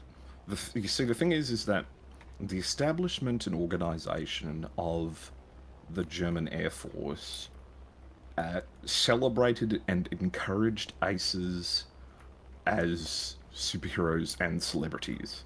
And it continued to the point where these aces and these super pilots would become like squadron leaders, and they'd end up having like entire support sections and heroic, they'd have their honor guard and all that sort of thing, and they'd have their own squadron and all that sort of thing. But they'll never get rotated back. They'll just get sent back up over and over and over and over and over and over and over again, which is why you get pilots like Booby Hartman, all that sort of thing, who get astronomical kill scores, like 300 planes shot down or something insane like that, just unfathomable. But you look at those lists of aviation kills, and you realize that all of the allies, particularly the Americans, they don't have any that can stack up to those numbers by any stretch. And it's because once pilots reached a certain degree of skill or accomplishment particularly becoming aces or completing their 25 missions in the B-17s, they would bring them back to train other pilots. Right. So they'd be like, you've established yourself, you know what you're doing, you're in control, you know what's going on. You're coming back and training people. We're not sending you back out there. It's more important we get more pilots. Germans didn't do this. Germans just kept on sending more pilots, more pilots, more pilots. Because they didn't have the manpower or even material resources to do otherwise. Well, they needed everybody they could get. And they didn't plan for it to go that long. They didn't exactly have the long-term plan to keep refilling their stock of pilots and whatever else. They just expected these guys to be able to grit down until it was all over. But this was the moment at which it became apparent that, like, this is probably not going to end anytime soon. So, if you don't mind, real quick, we are at the hour and a halfway point, so I think it would be a good time if we stopped and took some questions. That way, at the end of this game, we can take a quick break. That'd be all right? Okay. Yeah. I'm worried I don't have too much more to talk about. I gotcha, perfect. Because then when we get back, we can like wrap up Big Week, and then we can just kind of talk about your stuff on like Masters of the Air and stuff like that. Yeah, can we fly F4s when we do that? Sure, I don't mind.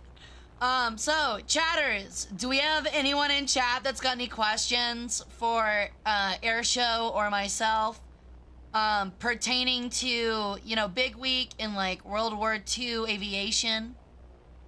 Is there a plan to make the sanitized version of Hara Papers available to interested subscribers? What do you mean by Hara Papers? I think they mean your thesis. Also, my wing came up. Oh, that. Honestly, I don't think that's a terrible idea. Hold on, I gotta kill somebody. I guess it's just a personal privacy thing more than anything. Yeah, the issue is that if I ever choose to get it published, that kind of increases the number of people that can go, oh, hey, I know who that is. Yeah. They're a bird on the internet.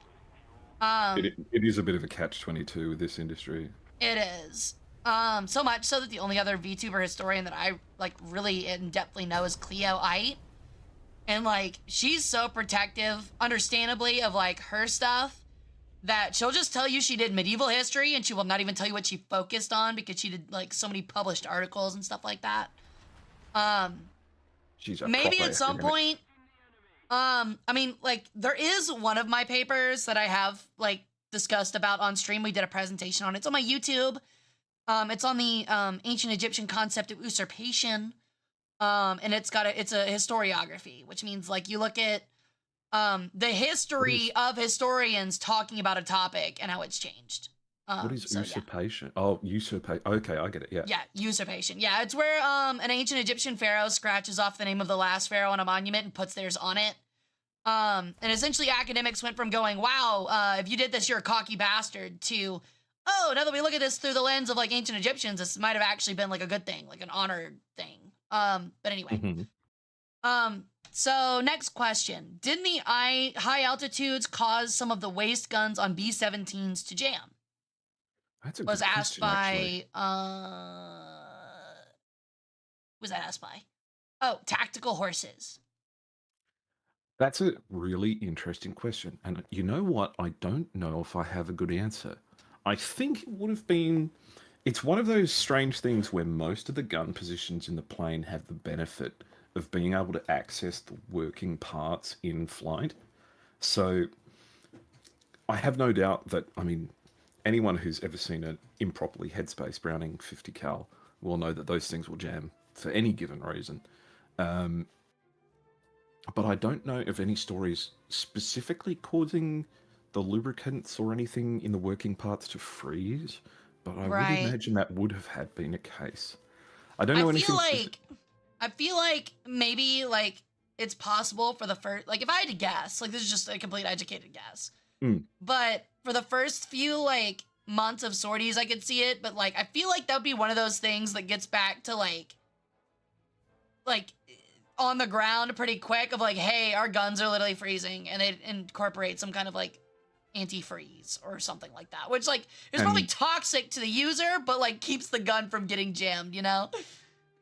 And at the same time, you would have had dedicated maintenance crews as well available, you'd take the plane back and you'd say, please, maintain all the guns and fix the plane. So I guess you would have the benefit of like someone else would have had spent the evening like making sure everything's working just how it should. I do know that in terms of high altitude, there was so many problems in terms of freezing. Simple things like crew members not realizing that they've got a gap in their jackets and getting frostbite on their hip or something like that, or not wearing gloves when they're handling something on the aircraft and freezing their hands to the external fuselage. Because the Yeah. interior, if you have a look at the X-ray on the B-17G, it's not necessarily hugely armored as much as it is durable. It can take damage. But in terms of specific armor plates, there's not a huge amount. It just has plenty of redundant systems. The large majority of the fuselage is like paper thin aluminium, and you're just fully exposed to the elements. There'd be wind coming in through exposed gaps and all that sort of thing. It'd be freezing. Right. But in terms yeah, of guns malfunctioning, I don't actually know. But it's a cool question. It is a cool question, literally. Mm. So the next one is from Spaceman634. I guess this is towards the end of our conversation. So is the concept of running the German aces ragged to the end based off the German philosophy of lightning war? I think what they mean. Extent, yeah, I think what they're like. To be over. Yeah. I think that's what they're asking for is like, do they like expect everything to go quick so they didn't think about it, right? And I feel like part of it is also the propaganda machine as well. The necessity to create these heroes and maintain their heroic image. And as a result, they have to still be fighting. You can't have your greatest conquering killers be condemned to second-ranked duty on the back lines or something. That doesn't play into the sense of honor and valiance that's associated with being a warrior in the air, like these German aces would tend to be. So I feel like part of it is propaganda. Part of it is the thought that they didn't take into account the long-term planning of replacement and replenishment. And secondly, they also didn't have that much capacity to take their most effective pilots off the front line because they were barely holding on as is. Right. Yeah, no, that makes a lot of sense. Okay. So our next question is from Ivan. Let me see. What is the chance of an airman escaping enemy territory after being shot down? I would imagine pretty low. Low, but not as low as you think. The thing is that there were a lot of caveats involved with it. It was a dangerous business, and it was time-consuming. There were plenty of cases of pilots having to find some way to make it back, whether or not they make it down to Spain or they find some boat in France to take them back across the channel or something crazy like that, or they end up in one of the neutral countries and they get a ship back. But one of the critical things that was involved in that process was that if they ever underwent the process of returning back after having had been shot down, they weren't allowed to fly again. That kind of makes sense, and that's kind of a good thing. I feel like under the risk of under-interrogation if they get shot down again, revealing how they did it. Oh, so once again, see, that makes more sense. I already thought it was a good idea, but yeah, that makes even more sense. Exactly. So these underground networks in France and all that sort of thing for helping escaped pilots come back, they were very strict. They were very ruthless, and had clear terms like, if we send you one of your pilots back, they mustn't fly over Germany again. Once they've seen our faces, like, they aren't flying. Send them back to the US. Right, because it could compromise, like, because typically a lot of the way these escapes worked, which we kind of danced around a little bit, was usually through, like, national resistance groups, like French resistance, Polish resistance, stuff like that. Mm-hmm. So if you were to get, if you were to escape through them and then get shot down and captured again, then they'd be able to interrogate you, like, the identities of the resistant members that helped you out, and then all of a sudden that's compromised. Exactly. And the Germans knew and did have, and the Allies knew this as well. The Germans had fantastic interrogators. The amount of detail and knowledge that the Germans had from captured aircrew about other captured aircrew, it was to the point where like a bomber crew member would be captured and taken to a camp, and then they would give their name, and one of the German interrogators would like pull out a file that they already have and be like, "Oh, you're this one. You flew on this mission with this guy and this mission with this guy." They had so much information. They were incredibly good at Right. interrogating people. So they would have gotten it out of them effortlessly. Right. Okay. And also Okay. there's interesting cases of pilots that get downed and not captured, but they end up in places like Switzerland and stuff like that. Right. Neutral and this countries. Yeah, and the Swiss are like, "Hey, welcome to Switzerland. Sorry to hear your bomber got shot down. You can't leave till the war is over." And the bomber crew's Honestly, like, "Oh, okay." be like, all right, sure, why not? So our next question is from Odo-san. Did America have a plan if it had been on the losing end of pilot attrition instead of its adversaries? Yes and no. The Americans, I don't think, intended to be. There's just America was America so had huge so at the many time. people at the time. Yeah, like, I don't Yeah. think it was even conceivable that they're on that end. I think their issue was never the capacity to get volunteers and manpower. It was to train them. Right. It was to have the equipment to train them and the knowledge to train them. In that sense, the act of sending their best pilots back was kind of an exponential snowball of gradually increasing their capacity to train and build their air force over time. So whereas Germany was engaging in the short-term returns of getting their aces to be as effective as possible, the US and the Allies were focusing on the long-term returns of building a larger base with which they could create more pilots from. Right. Okay. So I'm gonna take two more questions. Our next one's from Kusanagi. What is the weirdest aircraft for you two? So I guess just like the weirdest aircraft that you think of.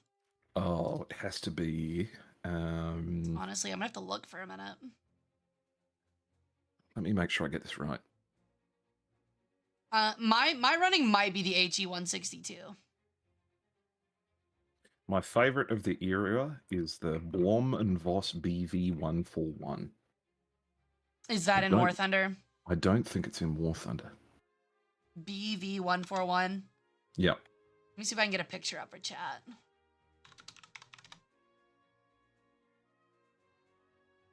Oh, wow. What a weird fucking plane.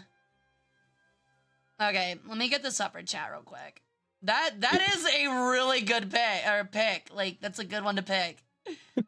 If you ever have a look, if you ever want to delve into the history of World War II and see a German company that must have had a direct line to the meth factory, you should look at Blom and Voss, because no one single thing That's they built during the crazy. war wasn't insane. Wait, it has one fucking tail rudder? Mm-hmm. That's crazy. What the fuck is this thing? That is a really good pick. That thing is wild. Like, I don't even get it that much. Like, why wouldn't you just put the cockpit center? Well, it's a reconnaissance aircraft, so they want to be able to see out the bottom. Oh, I gotcha.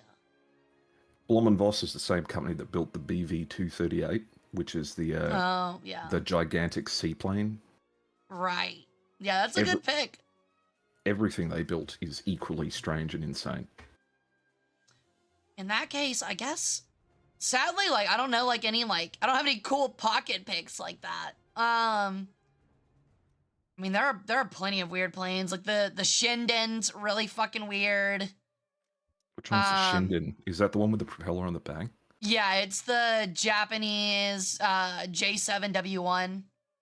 Oh Yeah, yeah. it's really interesting. It was the one in that Godzilla movie. It was the one in the Godzilla Mm-hmm. movie. Mm-hmm. Um, trying to think if there's any others. Like, you kind of stop getting weird stuff once you enter like late jet age. Stuff stops getting wacky because everyone kind of figures out the same thing of like, oh, like, kind of need to require a look like this for it to be like, peak efficiency. Yeah. Um, Yeah, the Americans like, oh, there are more aerodynamic shapes than a cube. yeah, really. Um, honestly looking, yeah, There are, I think my pick would definitely be the HE-162. I think that's my pick. This is such a weird aircraft. It looks like something that like Gru would fly in a Minions movie. Like it's wacky looking. It looks like something a Bond villain would fly. Like I as his mean, escape craft. its construction was equally insane, I think. I mean, I'm talking off old memories here, so I may not be totally correct, but I think the engine is just one single ME-262 engine, Yes, slapped to the and top of it. this was the Volksfighter, wasn't it? This was the People's Fighter. This is meant to be operated by people who no training. Really? Just a jet. Okay, you know what, chat? You found it. This is the jet for the common man. Yeah, this is the last ditch jet. This is Your the 80-year-old grandfather, who's the only like male German left from your town, is meant to like fly this against Mhm. against American aircraft. That's crazy. Wow. Um. Yeah. Go Yeah, ahead. no, and I think it's mostly made out of wood as well. In fact, I think it's entirely made out of wood, except for the It's got to engine be, yeah, tower. because it only has one little plate of steel on the back. Hmm. That's It crazy. it falls into the same era of development as the ME-163, um, where it was like, man, we are so fucked. Why not make insane shit that'll save the world? That's literally how it was. Yeah, they were like, "All right, we're fucked. Everybody do some fucking like opiates, and let's see what we can just come up with. Maybe one of them will work." And then Messerschmitt comes around and is like, I have built a rocket plane and the fuel turns people into goo. And they're like, okay, cool, we'll build 1,000,000. We'll build 1,000,000. That sounds great. And then they deliver 3 by the end of the war, and they're like, close enough. Okay, let me see if I can find one more question. Can we get one more question? Someone give me one more question, and we'll answer that, and then we'll go on our break. Let me see if I can just at least find one. You have one up there? Okay, let me check. Okay. So I've seen a Norden bomb site and it's cool, but it's not GPS guide or anything. Working off the premise that they're accurate, but not precisely so. Were the maximum effort largely more effective in the destruction of German war infrastructure, or was it a big advantage in the psychological space? I don't know what you Uh, really mean by that question. I think he's questioning whether or not the maximum effort, like sending 1,000 bombers, was better at taking out an industrial site than sending out like a fewer. Oh, I mean, yeah, that's just kind of a logical yes. Yeah, I would say that it was certainly not necessarily better at destroying German war infrastructure as it was destroying German infrastructure. It was really good at putting a Uh, crater in literally every yeah, street in the city. the- cities are really easy to see from the sky, and you Yeah, don't they have to are. aim so good. It's So, really easy to destroy the infrastructure of the ground floor of a home belonging to a family of 5 that collapses in on them. from 30,000 feet, it looks exactly like a train station. You could have sworn, dude. Bleh. Oh, okay. So we'll touch more on this when we get back. We're gonna take a quick 5-minute break. We're gonna run a quick 3-minute ad so you guys don't get nasty pre-rolls. And when we get back, we're gonna talk a little bit more about this. We're gonna talk about a little bit about air show's time on Masters of the Air. And then we'll take another round of Q&A before we wrap things up totally. So we'll be right back, friends. Don't go anywhere. If you do, air show, give me something violent. What are you gonna do to them? Something violent. Strategic bomb their house. There you go. Strategically bomb your house, which means At least all of your neighbors are likely doomed as well. Yeah, exactly. So yeah, Maybe the town 3 towns over gets exploded, but we'll that see. too. Yeah, can you have that on your conscience? I know there's a lot of people in here that are like, I'm fine with dying. Are you fine with everyone around you dying? Yeah, think about that one. Think about the moral implications of that. Yeah, exactly. This is your fault. Exactly. This is your fault. It's all your fault, dude. You made this happen. Town got nuked, 500,000 dead. You might as well press the button. Why are you hitting yourself? Why are you hitting yourself? Exactly. So we'll be back, friends. Don't get stuck in the door.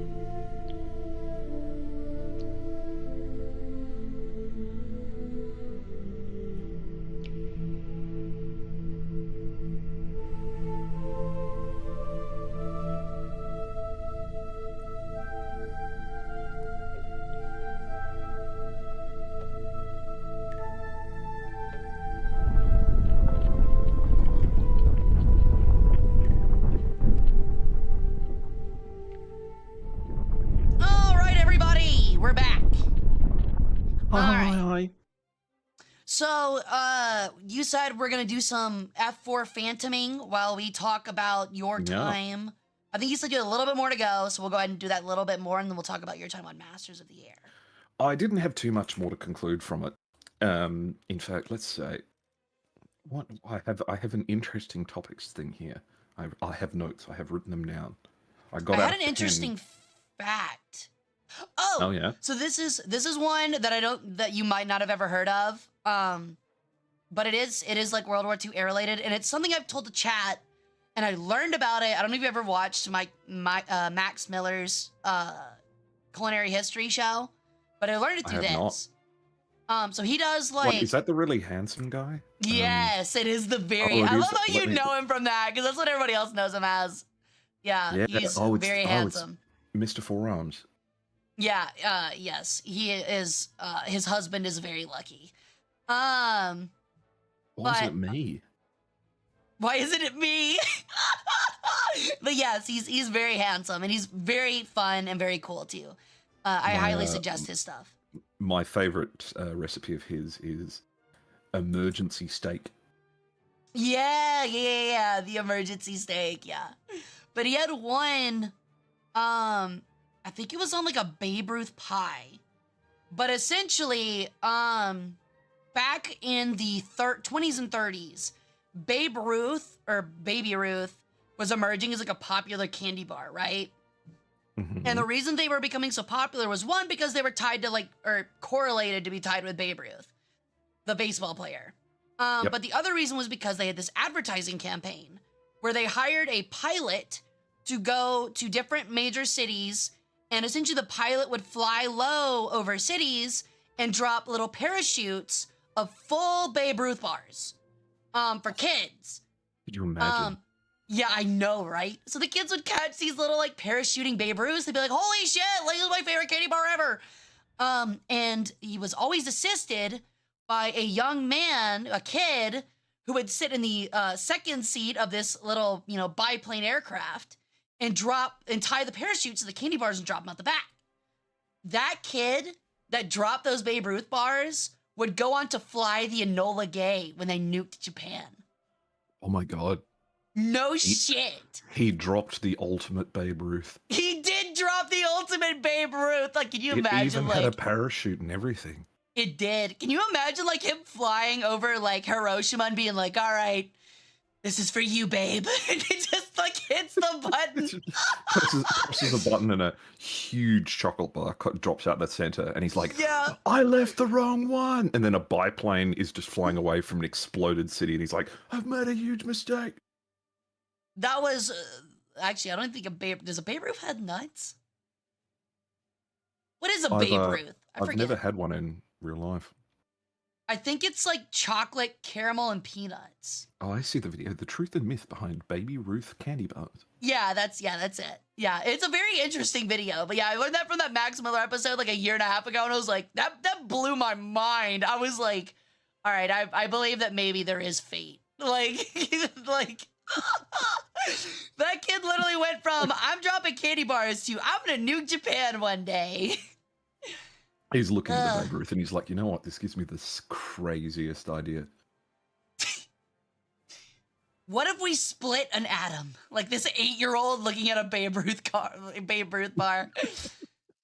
Okay. So, what were those little factoids you wanted to finish up with?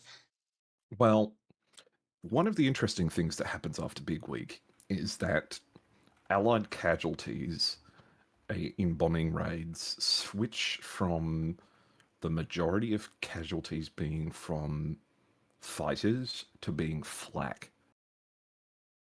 But throughout the war, flak never really manifests itself as being as useful as they hoped it would be. And there's kind of a reason for it. A lot of German air warfare doctrine was initially developed, like the World War II Luftwaffe, their doctrine was initially developed in their volunteer operations in the Spanish Civil War. Right.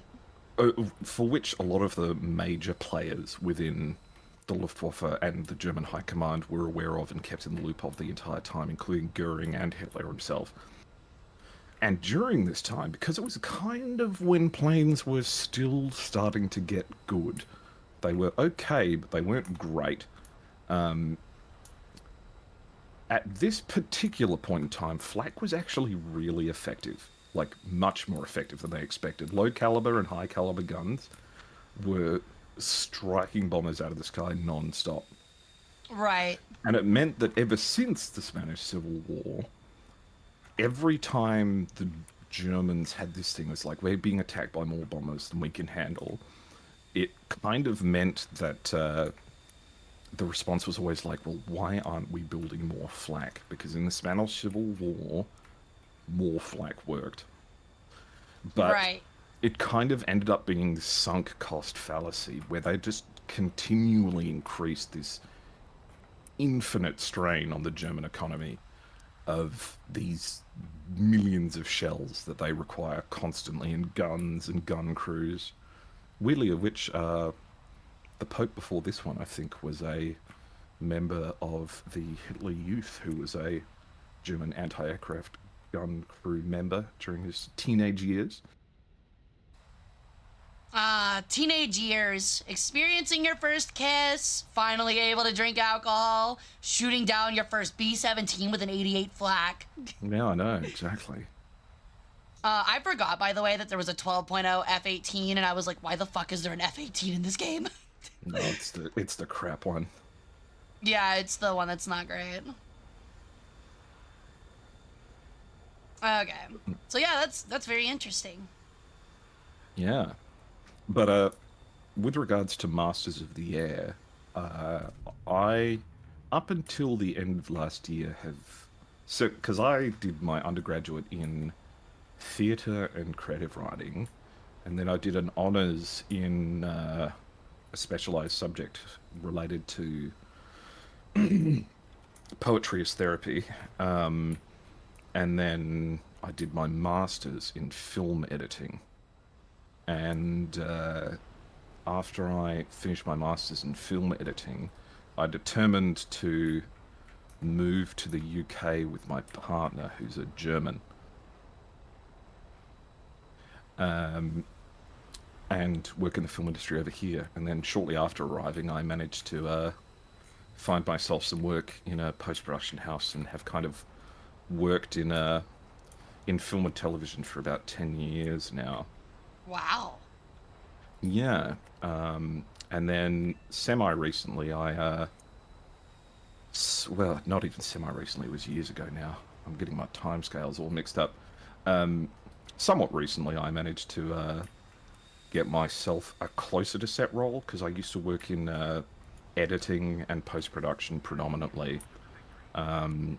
But then I switched over to a role that's actually part of, like, the film crew.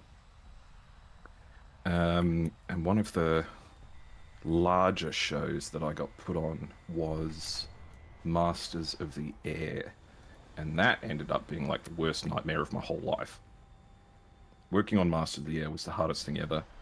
It was a nightmare production for everyone involved. The guy who directed it, his name is Kari Junji Fukunaga, and he's the same guy who directed either the most recent or second most recent Bond film. Oh, yeah, that one was not great.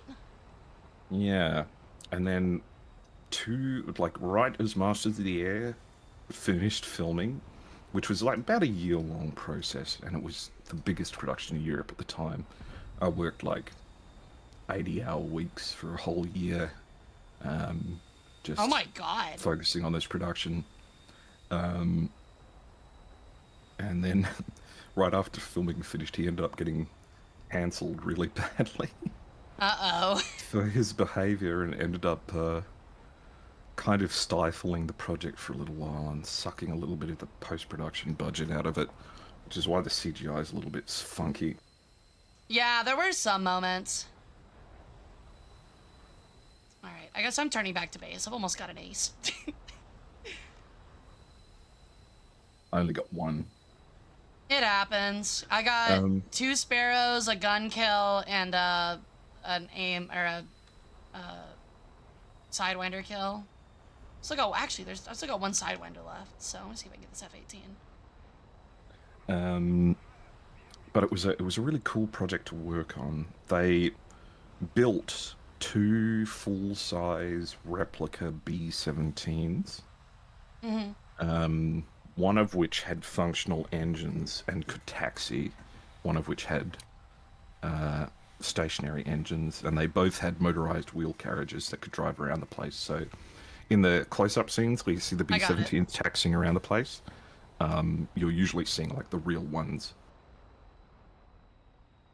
And all of the interiors of the B-17s were filmed on this enormous rig that they had built, which was kind of a B-17 split up into, I think it was 5 separate parts. So there was the cockpit, the chin, the waist gunners, the ball turret, and the tail.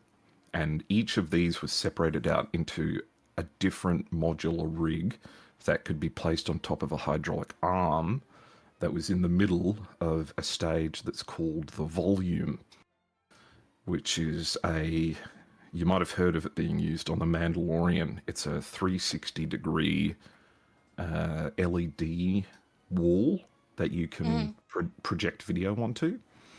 And it was really cool because the gunners, during the scenes where they were just lighting up people in the air, had pneumatic shell ejecting Browning 50 cals. So they'd be sitting there just going, that's sick. And the shells just going everywhere.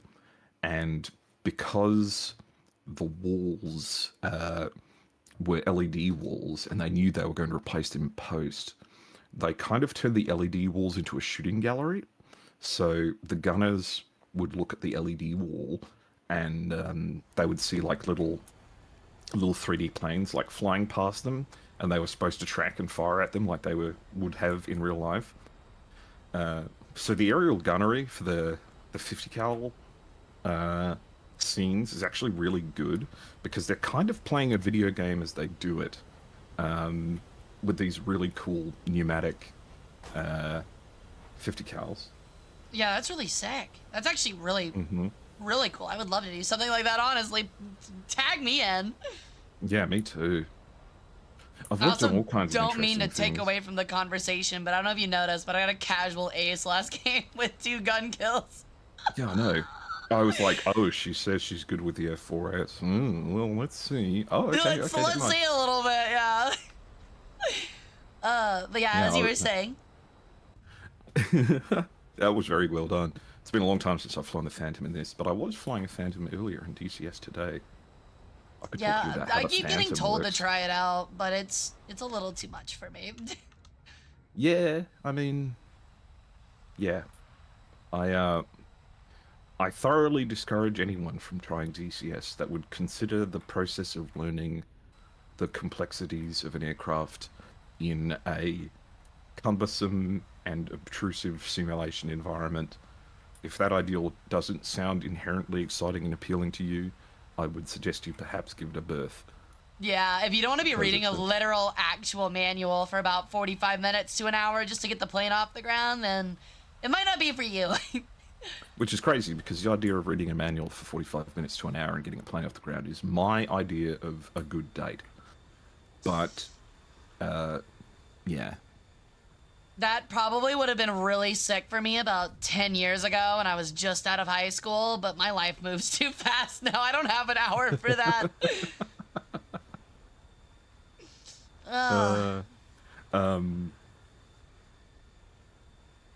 Oh, I forgot what I was going to say.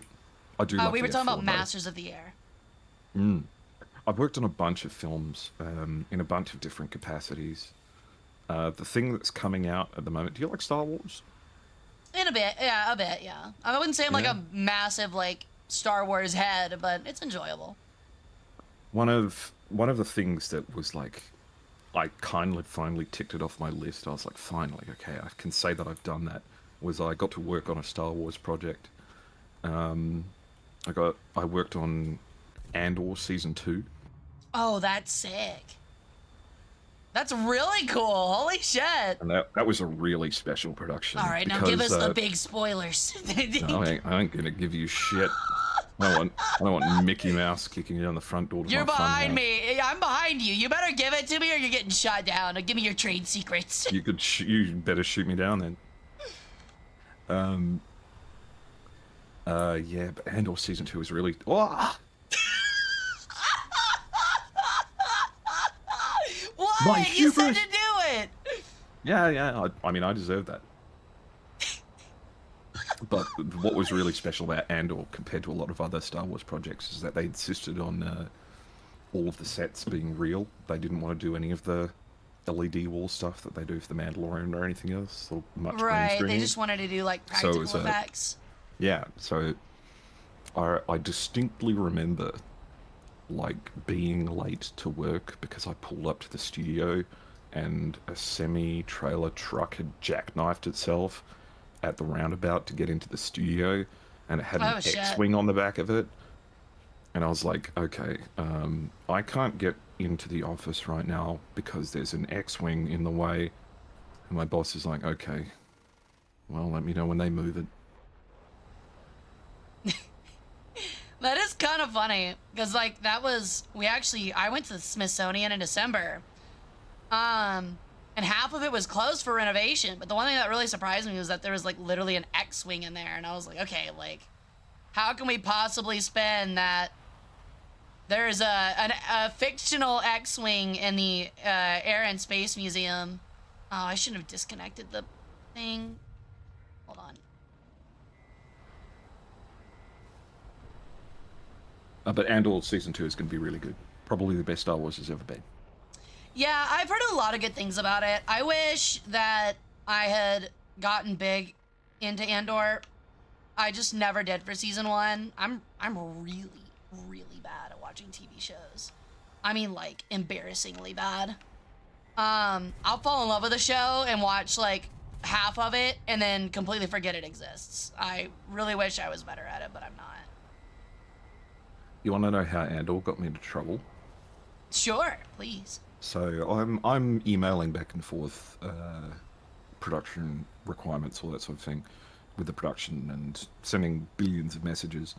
And one thing that Disney employees really like to do is they like to add their pronouns to the signature of their emails. Right. And we were instructed to do that too. And I was like, okay, that seems fine. Whatever. I'll do that. If that's what I'd like, I'll do that. But I set my you could like use the template and you could set your pronouns.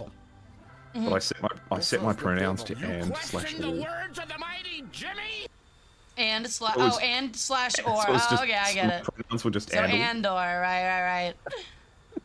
That's funny. An email from Disney being like, please take our cultural sensitivity training seriously. And I was like, okay, please, I'm sorry, it was a joke.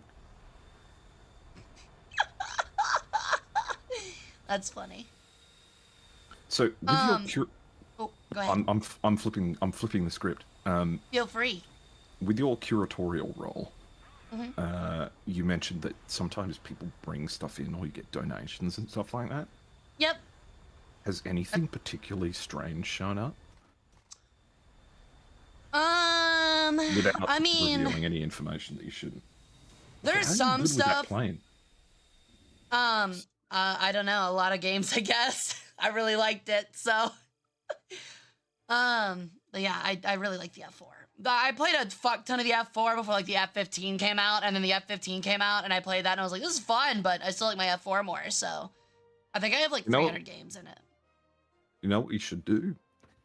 It might not be to your interest to ever play DCS, but what might be to your interest is to be shown how the F4 works on the inside. That would be neat. Let me see here.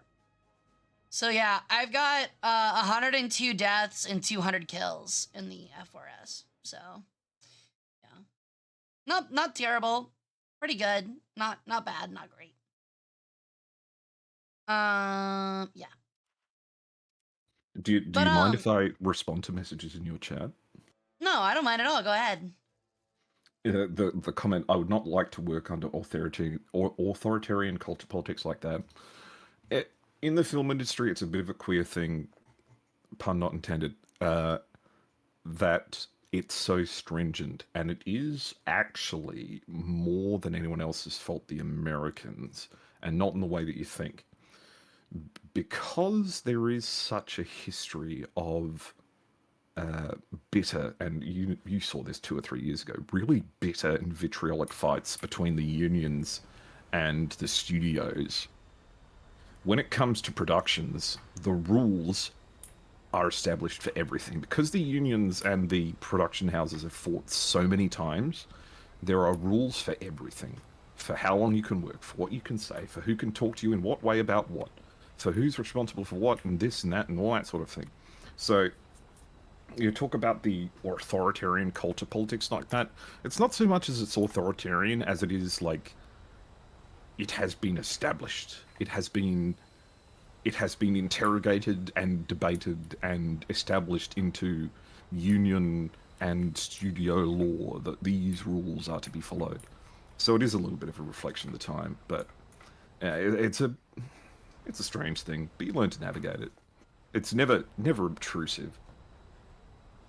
Yeah, it's one of those things where it's like, I don't know, as somebody that works a full-time position and has worked a lot of full-time positions, I'm gonna be honest, like, as much as I might, like, roll my eyes a little bit at it, because especially with a company like Disney, I don't mind people, like, giving their pronouns, obviously, but obviously when it's like that, it comes across as performative, like, purely performative. Oh, and it is. Yeah, and it mostly is. But that's still, like, when you work a full-time job, you learn pretty quick, like, stuff like that is extremely common in the business world. Not even just, like, in, like a politics way, just, like, in a, policy and procedures way. That something is so trivial and small bait that you just kind of roll your eyes at it and you're like, yeah, all right, whatever. You just do it. Yeah. Because, like, there's so many other bigger things to bitch about. Like, almost always. So, like, yeah, that's not, for people that have, having worked roles like that, like, that is never going to be something that you're ever going to be like, well, that's my hard stance. Like, that's my line. Because, like, that is honestly an extremely low line, so. Yeah. There is really only so much raging against the machine that you can fit into your 9 to 5, and a lot of the time it's barely worth the effort. Yeah, it really just kind of, there's a lot of times where it literally just makes your job harder, so. But I think nobody should be mandated to play along with a culture politics they do not believe in. Okay, I will say, like, first off, we're delving, like, way too far into politics that is comfortable Yeah, I for was this going to chat. say, I'm sorry, I pushed this a bit far. My bad. The second thing is that I don't think that really exists. I'm gonna be honest. I don't think the government is locking anyone up. It's just more like you're kind of seen as a dick for forcibly choosing to be obtuse about it. That is the issue. Like, I would argue less that it's authoritarian and it's more of it is in a way a social construct, but, like, also it's like one of those things where it's like, it's such small potatoes, dude. Like even if you, like, don't believe that, like, a trans person wants, like, that seems male to you wants to present as a woman, I don't understand, like, why it's, like, such a massive thing to get hung up over. Like, just entertain them. Like, even if you don't believe it. Like, I don't know why you wouldn't just want to be nice and entertain it, you know? Because, like, as a person that's worked retail and service and stuff like that, like, even if I don't believe it, I'm not gonna go out of my way to be a dick about it, you know? Like, I'm gonna be like, all right, yeah, sure, whatever. It is what it is. Again, it's another one of those things where, like, when you get older, you're gonna have to learn when and how to pick your battles, and that is never a battle worth fighting. It's just not. It's so trivial. But Very anyway. true. What would you say Like, is the worst job you've ever had? The worst job I've ever had. I worked... I'm getting followed by a half-dead Mig. The worst job I've ever had was the customer service and questions desk at a Barnes & Noble. That was easily the worst job I've ever had. No, actually, it wasn't. My first job was at a For Your Entertainment, which no longer exists. I'm out of flares. All right, well, at least I got one with me. Yeah, I worked for Your Entertainment, and the second week of working there, I was 16, and was told, hey, I know we're legally not allowed to tell you this, but we would highly recommend that you don't take your 15-minute breaks, even though you're part-time. And that's the only break you get.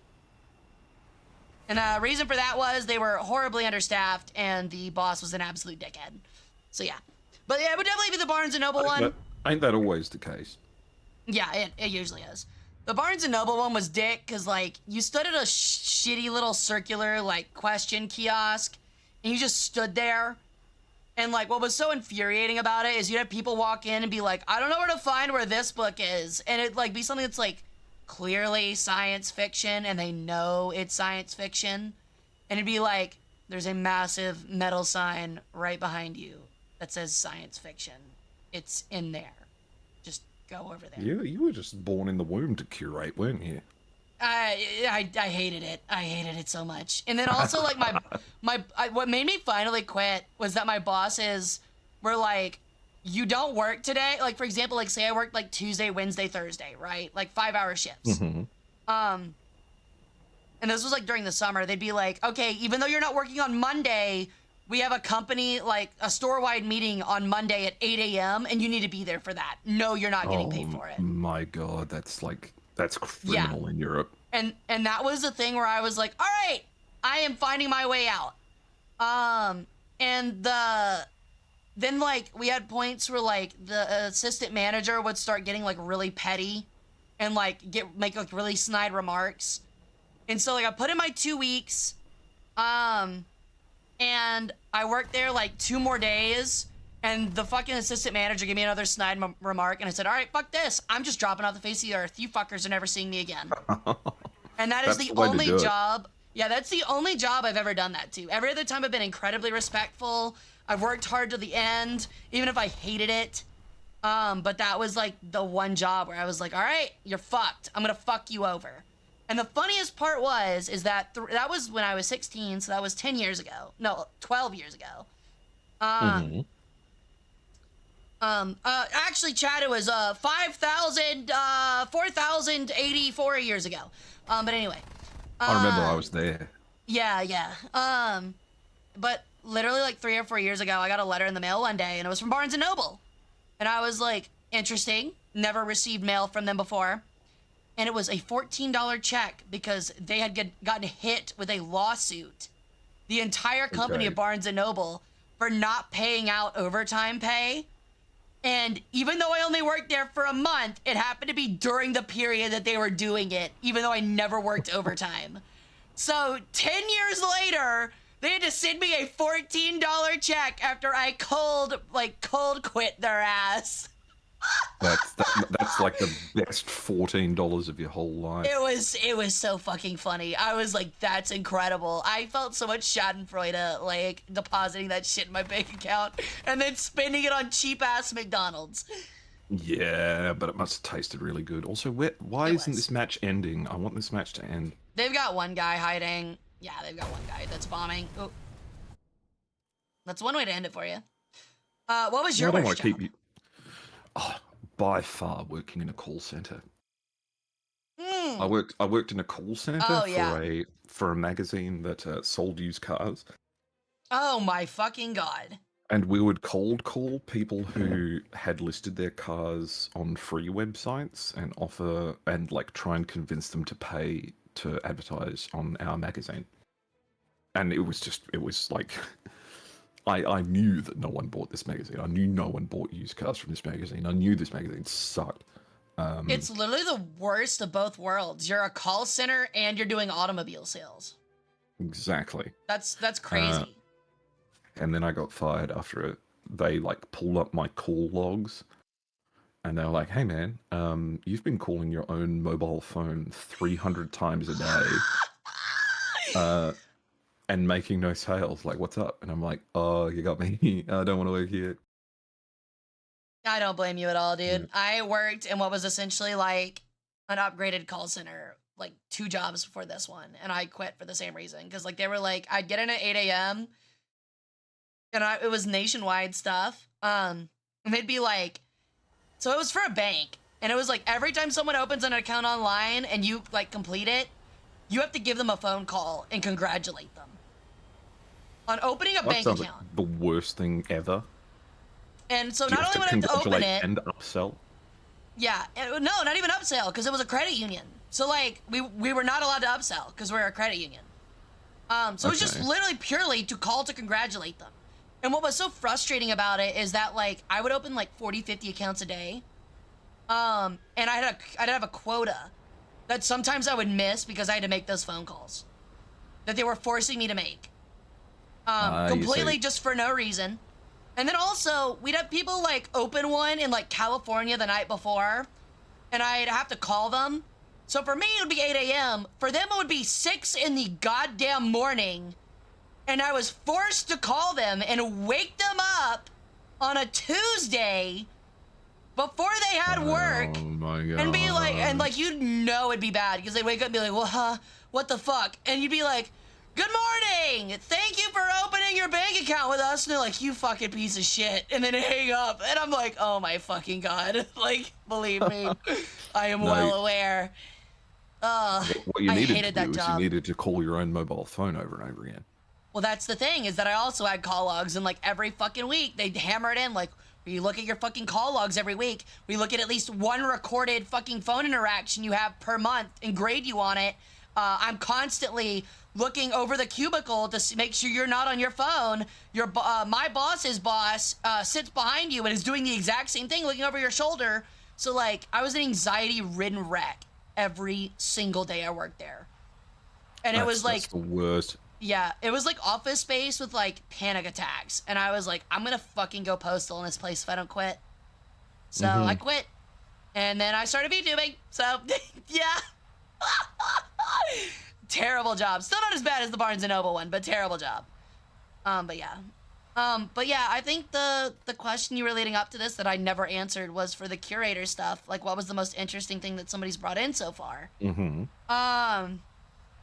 I'd have to think on it. The issue is that we get a lot of, especially a lot of like smaller museums in the South, get a lot of stuff that is Confederate based, which we're not allowed to show. Like, we're a government orientated museum. We're legally not allowed to show things because of the town charter or the city charter. Stuff that's politically oriented. So stuff that's like Daughters of the Confederacy, we're not allowed to display. So we have a lot of that in our collection. That's like Daughters of the Confederacy writings and stuff like that. So, but most interesting, I don't know, like, we've got like local like cheerleading uniforms. I don't know. There's like really nothing like crazy to write home about. One of the funniest ones is, so there was a focus on yellow fever, that we did. And hold on, I'm gonna trick this guy and fucking kill him. Yeah, I can't get this guy. My missiles go for flares. What you do is that you just sling a fucking sparrow at him and make it look like a fucking heat seeker like that. Oh my God. Did you lock him after you fired?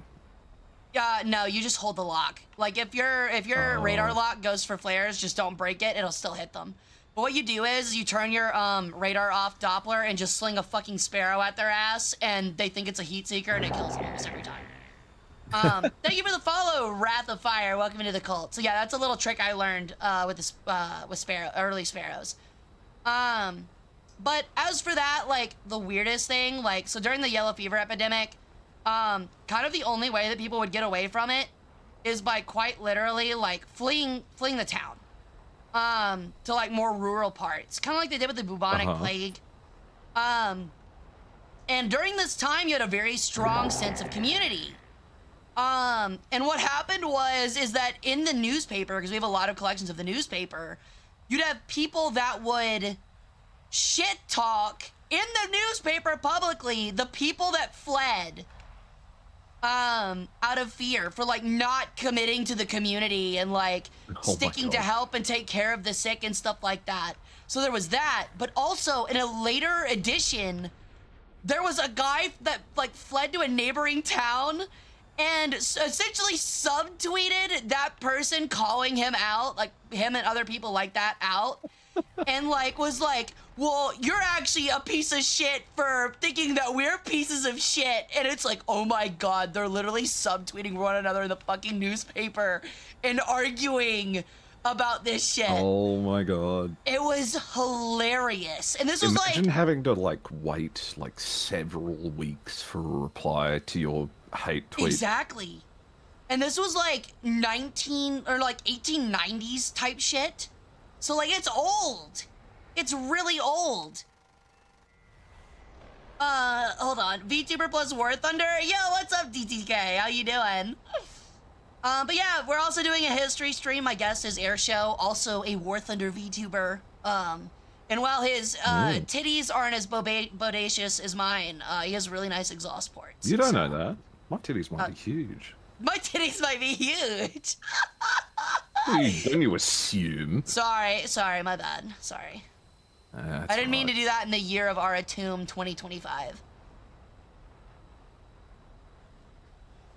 But yeah. My wing, no. That's one of the funniest, weirdest things I've gotten. That guy just got cooked so fucking hard. Holy shit. So yeah, that's what I would say is one of the weirdest ones. I didn't personally accession that one, but it's like something I had to like look through and research for an upcoming exhibit, so. Okay, I'm just gonna refill my glass of water, but I do have wireless headphones, so I will hear everything. I'll fix in 1 second. Oh no, okay guys, we can't shit talk him while he gets up. Big, beautiful, bouncing canards, yeah. Twitter just raised the efficiency of shit posting. Oh, it 100% did, dude.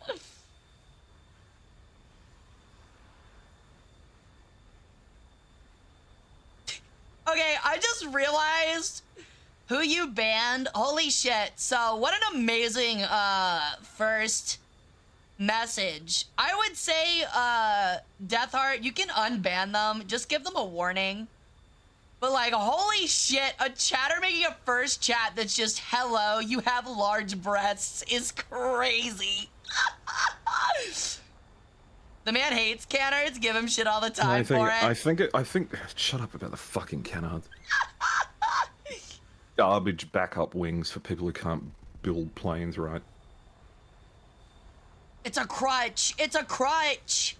I know. I do like the fact that that first time chatter showed in and said, hello, you have large breasts, as a statement, as opposed to like a compliment or a criticism. It's like it was an just like, oh yeah, it was said so matter-of-factly. Yeah.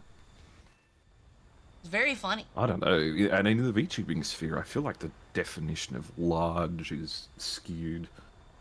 Oh yeah, we talk about that all the time. Like, I would say, like, well, the model's idea is to kind of represent, like, C cup, which, like, even then, it's, like, kind of a little large for that. But, like, I would argue for a VTuber, I'm fucking flat, man. Like... like a pancake. Could take off from there. Like, actually, though, yeah. Like, I've seen VTubers that have, like, literally breasts down to their knees. Like, I'm just like, alright, you do you, I guess. That's Part crazy. of me has always wanted to have a go at interacting with that side of things. I wonder if I could be a thirst trap, but at the same time, I don't know if I... Oh, you 100% could. I have the gumption for it. It takes a certain kind of personality. I mean, someone we just talked about privately that I'm not going to name here, that is literally all their content. If you check out their Twitter, they have like 40,000 followers, and it's like they're a guy, and it's like, I have massive breasts. Like, why was I banned? Ash, my mod got a little overzealous. They thought that you were being a little creepy. But don't worry about it. Just try your best to be respectful, friend. But yeah, yeah, that is like literally their thing. And you know, I'm like, it works for them, so works for everybody. Yeah, I guess so. That was the point. Oh. Don't be a gooner. Yeah, man. Gooners out, dude. Get out. Stop gooning. Stop your gooning. Get your dick out of your hand. Play the game with 2 hands. Yeah, man. Hands on throttle and stick. Not hands on throttle and dick. True.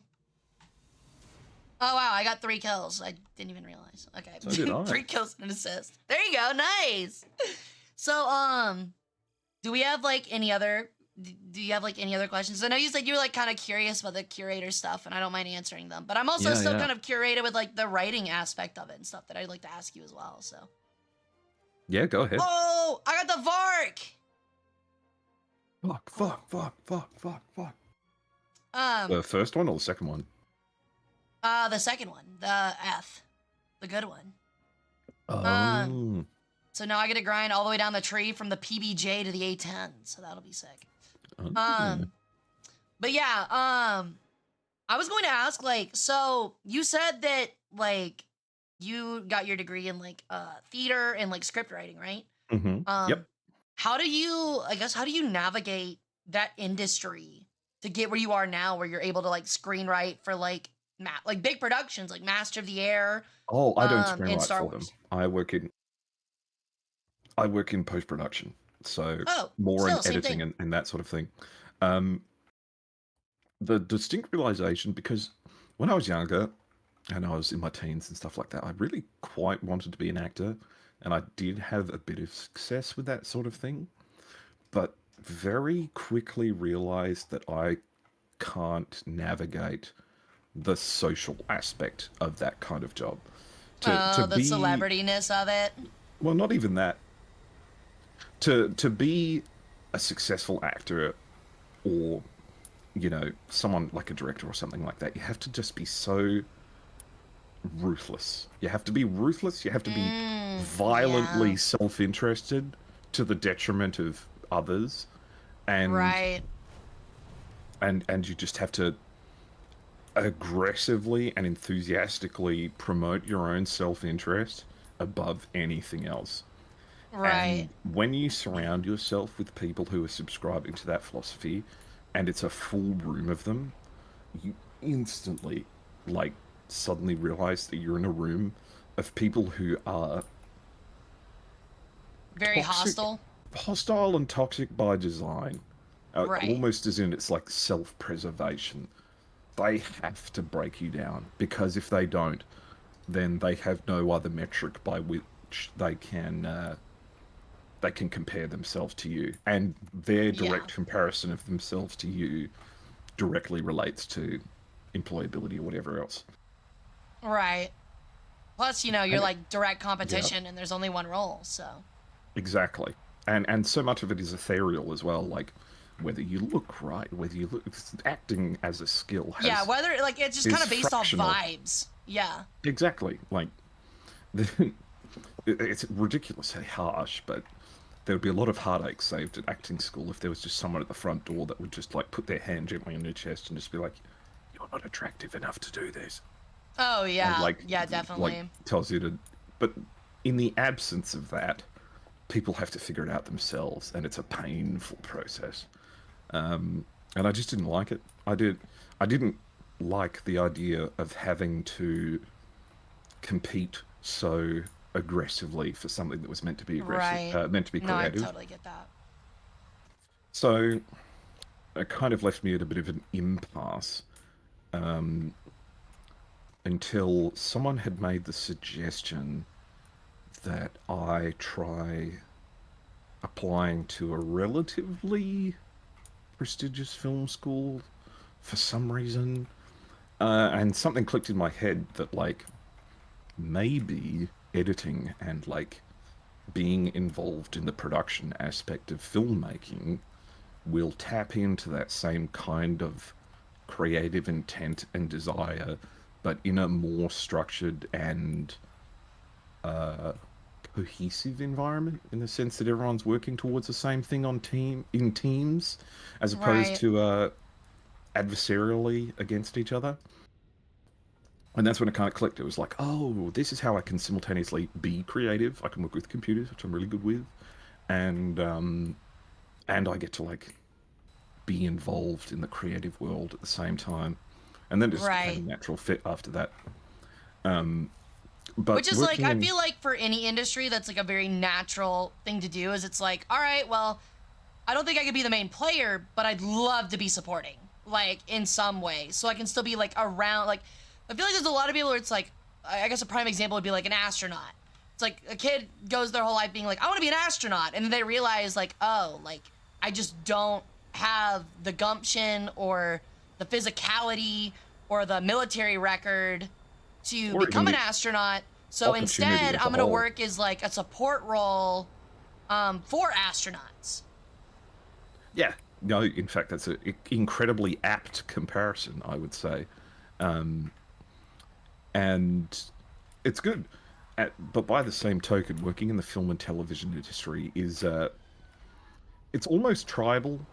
Not, well, tribal, I don't even know if tribal is the word I'd use, but it operates in a level that is, you have to earn your place. Right. Your degrees and your education, all that sort of thing, are not necessarily worth as much as whether or not you have kind of done your time and paid your dues Why is my radar not as working? like a shit kicker or as a runner or as one of the minor roles. So there is still an interesting dynamic within film and television, but it's very much a meritocracy and something that places an enormous degree, an enormous degree of necessity on experience.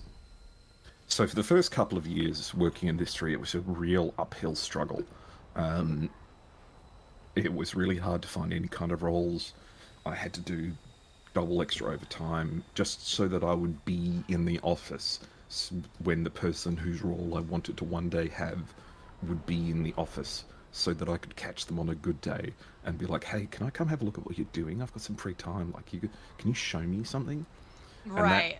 and so long as you do it with good-naturedness and not be obstructive, that's kind of like how you learn where to get started. And Right, because those are typically after the kind of people in those spheres that probably don't have those kind of egos. exactly, and after spending a bit of time doing that and demonstrating that you understand and you can do it, inevitably the time will come when that team is like, we are under the pump and we are fucked. We need someone to fulfill a role, and if you're the first person they think of because you've been there, Okay, what the fuck? That that's how you get AIM-9L started. flew right at me from the front with flares. That's sick. Love that. All right. But yeah, I'm listening. Sorry about that. And that was very much how I got my start. I started off as a receptionist at a post-production house in London, and then I harassed one of the transcoding teams until they let me onto their team, and then I joined a digital cinema team, and then I switched companies because one of my old colleagues had switched companies and changed roles, and they knew I was good at that sort of thing. So it's very word of mouth. But Right, yeah. I have the comfort now in the knowledge that I have reached such a degree of experience and knowledge in my specialty field that I don't really have to look for work anymore. Like, I'm not working at the moment by my own choice, but I still get people pinging me on LinkedIn and stuff because I've gotten 'Cause you've got the repertoire and the know-how and the the connections. know-how in a field that's expanding as well. There is more filming Right. going on than there ever is. Each year gone past. So there's always more demand. So it's nice, but at the same time, This guy's gonna film crash.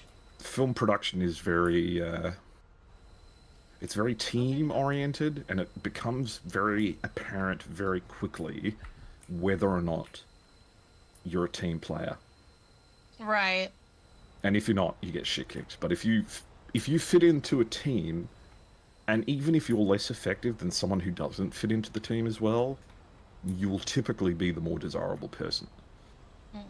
So I guess I've got to ask you then, is there so I know you've always wanted to be an actor. If you had to pick a role from any movie that you could play, like just essentially like you teleport yourself, like the next time you watch the movie, like you're teleported, like you're you are teleported into the role of somebody else in that movie. Like, you're just pretty much replaced with them. What would you pick? Oh man, that's such a good question. Oh god. Yeah, it's a tough one, isn't it? It's par for the course that cow lady VTubers have you Drax. Do I look like a cow to you?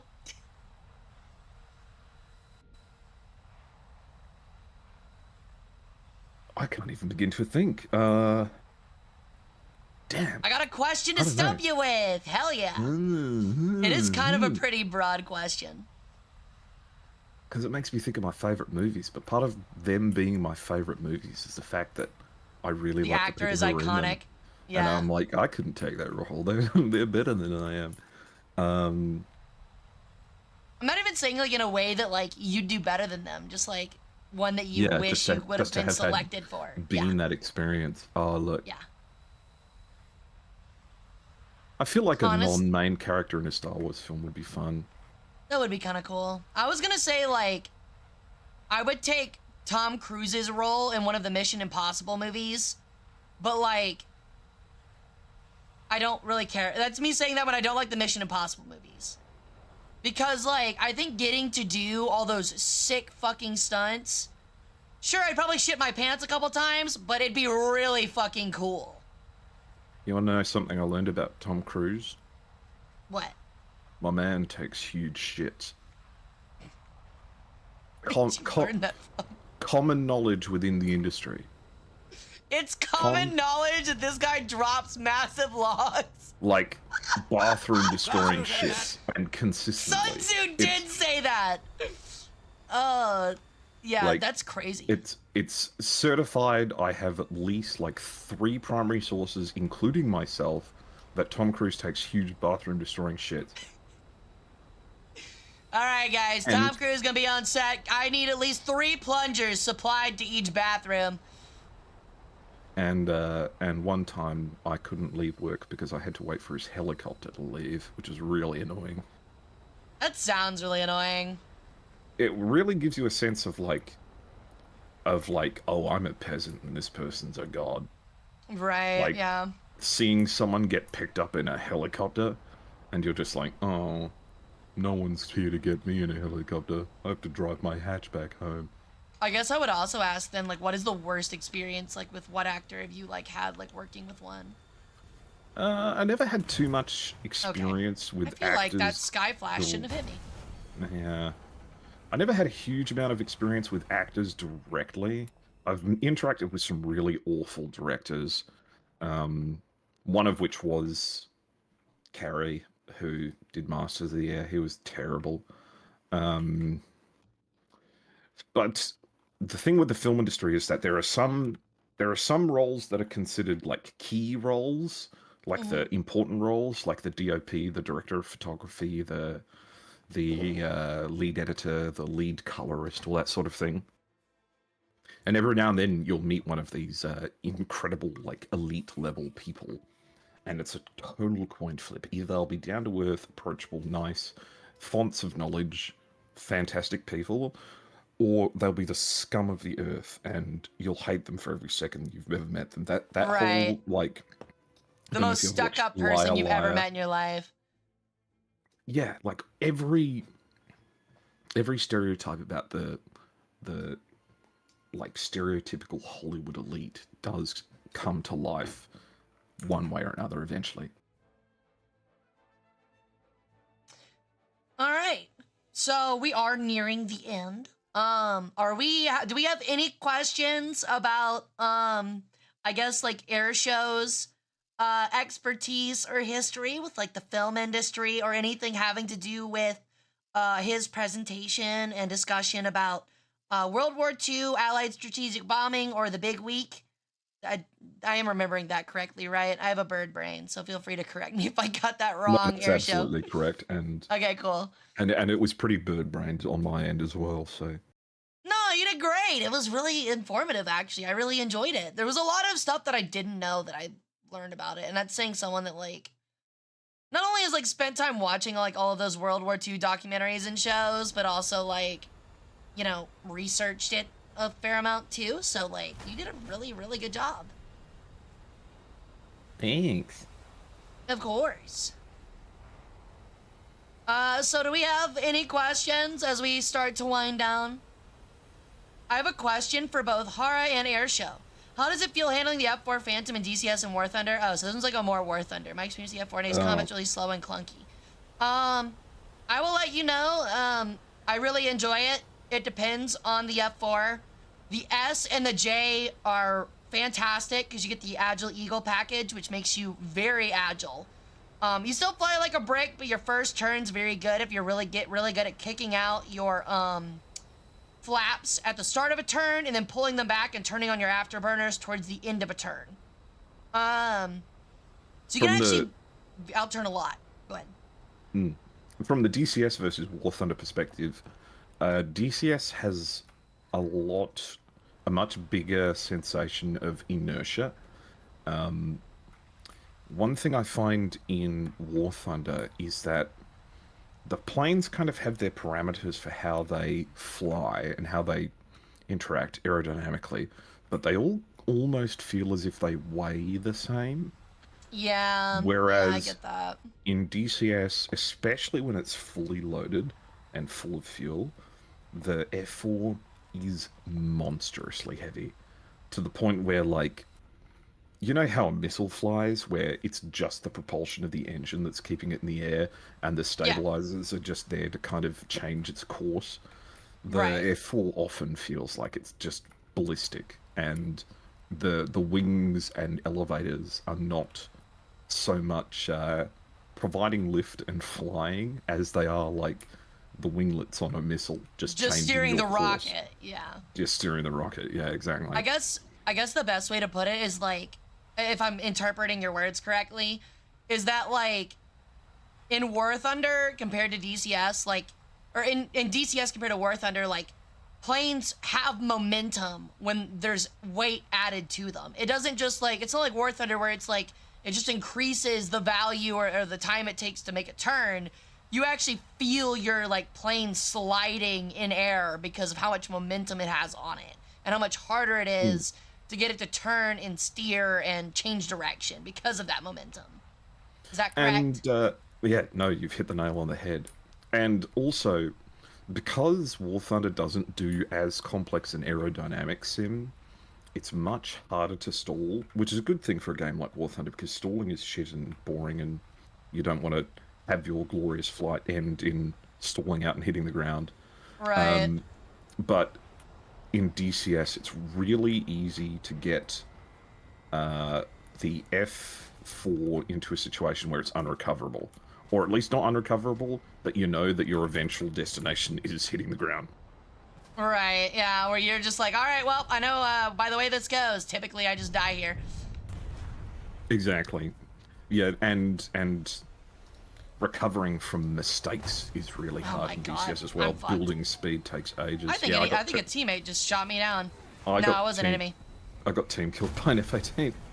Sheesh, that F-16 got me good. I didn't even know. And then he slams himself into the ground. Every fucking time, dude. I die to the guy that's like eating paste for dinner. Alright, so yeah, I would say, like, yeah, that's, like, the main difference. They're really good in War Thunder, except for the C. Do not play the fucking C. It is probably the worst plane in the fucking game. Has no countermeasures, has no flare, or has no countermeasures, has no heat seekers. Well, it has heat seekers, but they're so rudimentary that, like, they miss on straight lines. I'm not even kidding. Yeah, they're really bad. Okay. So moving on to the next one. This one's from 72nd. Yeah, go ahead. You can read it off. So did the Russian USSR have bombercraft that saw massive usage, or was basically strike aircraft like the IL-2 and the Tu-2? The important thing to remember is that there was no strategic targets within range of the USSR by the time they started turning the tide. They had some initial plans for things, like you say, like the Tu-2, and they were kind of the leaders in heavy aircraft at the end of the First World War and in the interwar period, and they messed with it a lot. But by the time that, like, Barbarossa happened and all that sort of thing, they were so on the back foot and there were no industrial targets for them to engage, that it developed into frontline support, and heavy bombers are bad for frontline support. It did really seem like when it came to like besieging cities. Okay, that was great job, buddy. It really did seem like for the Soviets, like whereas Americans would soften up targets with strategic bombing, the Soviets were like, all right, we're gonna surround it, park artillery, full 360 around the fucking thing, and then just level the fucking thing with artillery. Like, just massive amounts of, like, grad rockets, artillery, things like that for besiegements. And really when you break down, because the psychological effect of aircraft and the economic effect of strategic bombing was never... There are arguments to be made one way or another as to whether or not it was a war winner. It probably was a war winner on a longer time scale, but they needed to develop their technologies a little bit more. When it comes to actual practical damage that aircraft did to the war in a direct sense, arguably the most effective usage of aircraft that happened throughout the entire war was, like we said with the fighter sweeps, when they finished their escorts, they'd go back down to the ground and just shoot anything that moved. Horses, trucks, trains, anything that was moving around. And the Russians, to the same extent with their IL-2s, where they'd just send out dozens of them and just tell them to go blow up anything that's moving around down there.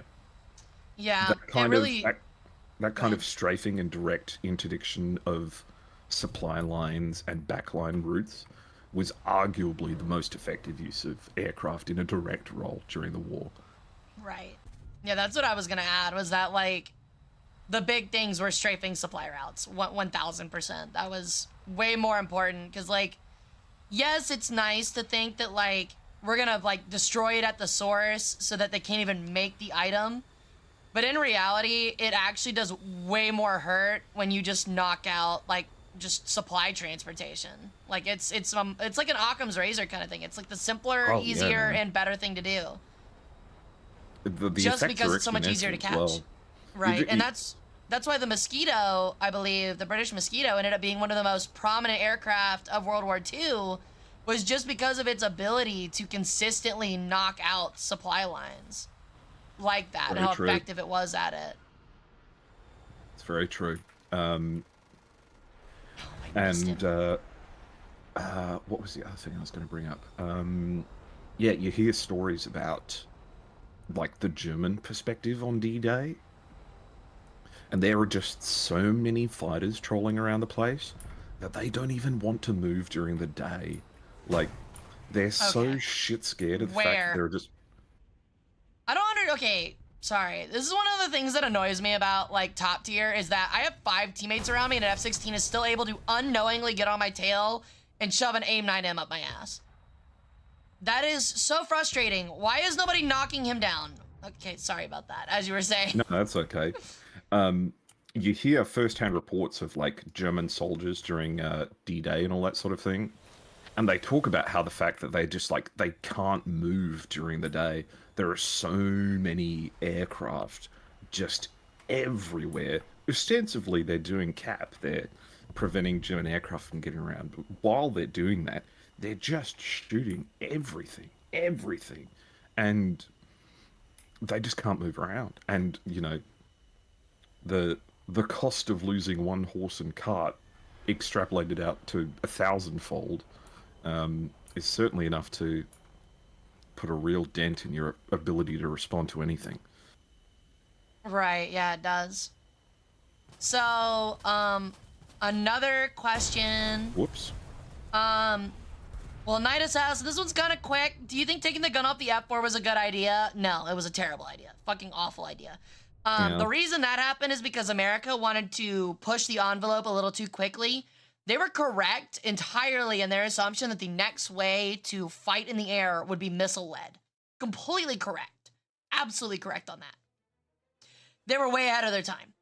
Early Sparrows and early Sidewinders were nowhere nearly as effective to be worth it. And them thinking hubrisly or full of hubris. I don't know how you'd put that, but they were cocky and thought that they were like, oh, well, our missiles will be so great. They'll be knocking anyone out from long ranges with this missile bus aircraft of an F4. They won't need a gun. They literally won't need it. And it turns out that when your missiles don't have that successful of a hit rate, I think Sidewinders were like 1 in 4, even without countermeasures, the early ones. Yeah. Would actually hit its target when fired from rear aspect. I think Sparrows had a 20% success rate on functioning. So not tracking, not hitting, 20% on functioning. Just leaving the rail. Yeah, just leaving the fucking rail or like actually igniting. Because like sometimes what would happen is either they'd pull the trigger and the Sparrow wouldn't fly off the rail, it would just stick there and be inert. Or they'd pull it and it would release the missile and the missile would just fall like a rock. So yeah, and then Sun was a big issue for the early ones too, where like sometimes you'd fire it at a target and it would literally just fly upwards towards the sun, completely off target. But yeah, so yeah, it was a terrible idea. Yeah, they were way ahead of their time. There were they tried it way too ahead of their time. They thought they'd built the F-35 in 1970, which they haven't. Yeah. Okay, so another one. Why did the U.S. really use the P-63, but instead give them off to the Soviets? I have no idea for that one. Airshow, do you know anything about that one? The P-63? You mean the The Airacobra? Yeah, I believe that's the Airacobra. It fits in with their doctrine. If you have a look at American and British aircraft, you'll see that they like their engines front-mounted, they like their guns wing-mounted, and they like high-altitude performance. Whereas the Airacobra had centerline mounted armament, it had limited altitude performance and wasn't fantastic. But you have a look at the Russian doctrine when it comes to plane development, and the Russians subscribe to a much more, for lack of a better term, sniping-oriented attitude towards aerial gunnery. The Americans and the British tended to think of aerial gunnery as like, you just hose them down and they fly through a wall of lead and die. The Russians put a lot more emphasis on like aiming, for lack of a better term, and as a result, most of the aircraft at the time, like the Yak-1 and the Big 3, had either like 1 or 2 machine guns forward-facing on the centerline, and they'd have 1 or 2 cannons forward-facing on the centerline. A philosophy that continued all the way up until planes like the MiG-15, which has 1 or 2 machine guns and a big cannon. They subscribed to the big gun philosophy of planes for a long time. And the Airacobra suited them perfectly. It had a really big centerline gun. It was good at flying at lower altitude, where most of the fighting on the Eastern Front was happening. And the Americans were giving them away. So it suited them, but it just didn't fit into American doctrine very well. Right. I think if I remember correctly, I think it was mostly P-41s, but towards the end of the year, I think P-60... What is it? P-61? What is the designation for the Airacobras? Yeah, well, because the P-61 is the upgraded one. What's the base one? I think it's the P-43? Something like that, yeah. But I remember, like, the P-41s, I think the Flying Tigers... P-39. Is that what it is? Yeah. I was of the P-39. I know that a lot of them were, like, exported to China, for example, before, like, America's involvement in the war. With those... The Flying Tigers flew mostly P-40s, actually. Yeah, P-40s. Yeah, that's what it was. But I think P-63s found their way into the ranks as time went on through Lend-Lease. Because, again, like, if you're sending them to Russia, it's pretty easy to get them to China, so... Because you can't take it through the Indian Ocean. You're going to have to go north and pretty much move it down through Russia to get it to China, so... And the plane you have is better than the plane you don't.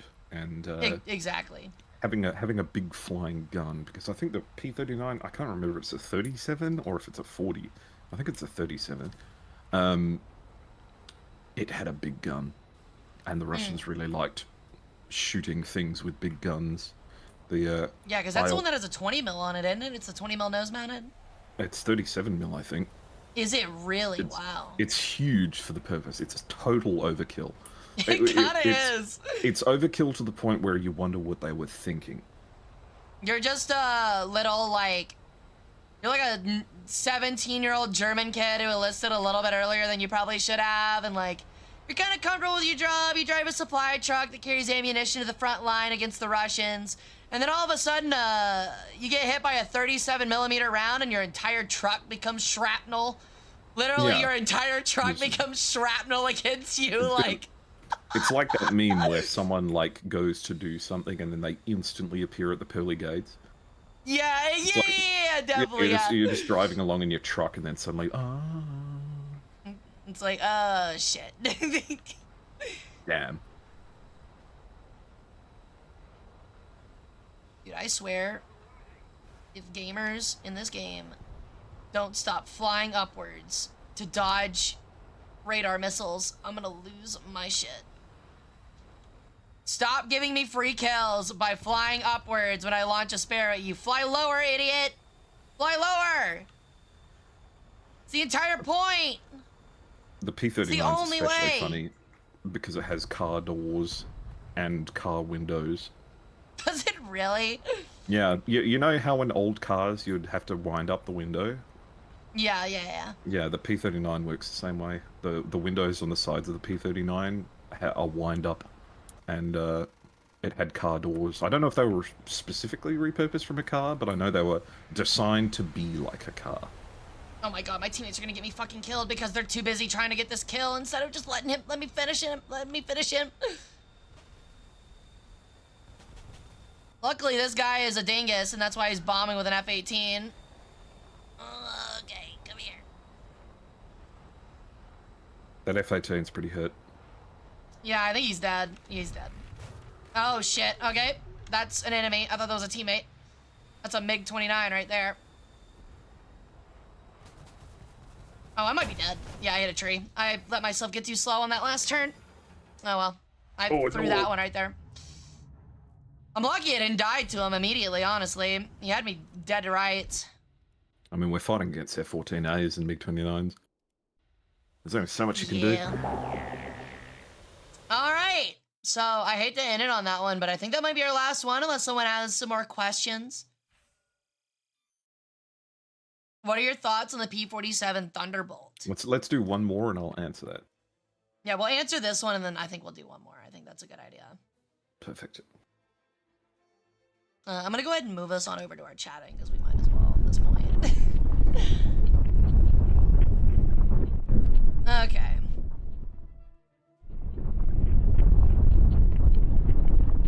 Oh, you disappeared. Hold on. Give me a sec. There we go. Oh, now you're bigger. You're big. All right. That's perfect. Finally. All right. Yay. I'm So big. how do we feel about the P-47? I guess is the question to answer. The P-47, I think, is an underrated masterpiece. Do you really? It only became apparent when we went to the Korean War. Because when we went to Korea, the P-47 had been supplanted by the P-51 as the Mustang. And it was kind of like when we went into Korea, we had some jets, we had some propeller aircraft, and the propeller aircraft we did have were kind of leftovers from World War II. And they were kind of forced into a strike, bombing, reconnaissance, attack role because they couldn't keep up with the jets' air-to-air combat. Right. And they quickly discovered that the engines on the P-51s are really fragile. You know, one 50 cal bullet goes through it and the radiator's shot and the whole thing melts to pieces and stops working. And it's just shit canned after that, if you even make it back. And they found themselves desperately wanting the P-47 back. After that, they realized they'd retired the wrong plane because the P-47 was so durable and it was so capable of limping back home with 3 of its cylinders blown out or something insane like that, that they wish they had those instead of P-51s. And I think that really goes to show how effective the P-47 was as a real fighter bomber role, where it could fight effectively with its turbo supercharger at altitude, but also was perfectly suited towards strafing at low altitude because it could take hits and get back. Right. Yeah, that makes a lot of sense. Like that is something that is incredibly valuable. Do we have any more questions? We have one more question for Air Show. Oh, I missed that one. Kusa asked, "Is being an actor on in theater, has it helped you being does it help you at all with being a film actor, or do they both have different skill sets?" Fundamentally, acting boils down to remembering your lines and making all the correct funny faces. When people get into all of the nitty-gritty about the specifics of acting, I feel like it's almost a little bit of a coping mechanism for how simple it can be, in that 99% of the time when you're acting, you have to stand where you're told to stand and say the thing you're told to say, and make some reasonable representation of a human while you're doing it. There are people who do get how to do that and people who don't, and it's incredibly obvious. It can be taught, but it's incredibly obvious when people don't get it. And if you do get it, I think you'll find theatre and stage relatively transferable. You just have to remember when you're on film, you don't have to exaggerate as much as you do when you're on stage. But that's only something that really hits people who specialise in musicals and stuff like that. Right. No, that makes a lot of sense. Very transferable skills. Very transferable skills to life as well. The capacity to speak clearly and articulate yourself and, And put in those, like, consistent reps repeatedly. Like, of just being able to remember, like, large amounts of script and, like, being able to, like, go through the hours upon hours of work it takes to kind of, like, hone in and perfect, like, deliveries. Exactly. It's practice at the end of the day. It's practice and rehearsal. If you've got enough time for it, anyone can do it. Exactly. All right, so I think we're gonna call it here, friends. I would love to do this longer because I really had a good time here, show, but I am a working bird. So Yeah, you better go to bed. yeah. So if you'd like to, real quick, I'm gonna go ahead and take a look at someone to rate out to, but you can go ahead and give a shout out to like your socials and like what you do and what you got planned this week. Oh, I don't have too much planned, but my... You gotta have something. Let me guess. Brandon. Well, I do. Ow. You guys are more than welcome to follow me on Twitch. The links to my socials will be on my Twitch page as well, like my Discord and all that sort of thing. Predominantly an aviation-centric community, but everyone is welcome. And I stream Mondays, Wednesdays, and Fridays, typically something along the lines of DCS World or something like that. But also on the weekends, I've recently been casting some DCS esport matches as well. So if you fancy catching yourself some 6v6 high-tier DCS PvP gameplay, then there'll be some matches this weekend, and on Friday I'll be streaming as normal. Hell yeah. Sounds good. Rock and roll. All right. I'm sorry. Rock and roll. Rock and roll. Hell yeah. I'm not in the right outfit for that, but hell yeah. All right, friends. So I'm going to rate us on out. We're going to go raid Yariko. She's playing Repo. For me, special events tomorrow. We have an Insurgency Sandstorm. Collab with Hestia. She is the Greek goddess of the home and hearth. We'll be doing that tomorrow. And then Saturday, we'll be doing Fallout New Vegas. Hopefully, if I'm not burnt out on the week or if I'm not busy. I've got a lot going on this weekend. And then Sunday, we'll be back with War Thunder with Chatters. So make sure you guys come and hang out. Schedule's posted in my Discord, and I will be posting it on Twitter sometime soon. Hope to see you guys there. I hope you guys have a great rest of your night. Yeah, of course. So we're going to go ahead and get that raid started. We got 10 whole seconds, so get out whatever you want to get out, chat. And y'all have fun with Yari. Don't eat too much leek. Bye. I don't eat leek. More of a spring onion kind of bird. I mean, aren't they the same thing? No, they're surprisingly not. I thought the same thing. Ow, but they're not. They're more of like a radish than they are an onion. But yeah, so we had a short posted today. We should have another one posted Friday. Sorry, brain fell apart. So make sure you guys check those out on YouTube. Sylvie did a great job working on them, and I will see you guys on for tomorrow. Brain's still not working. Bye, friends. Bye-bye. Yeah.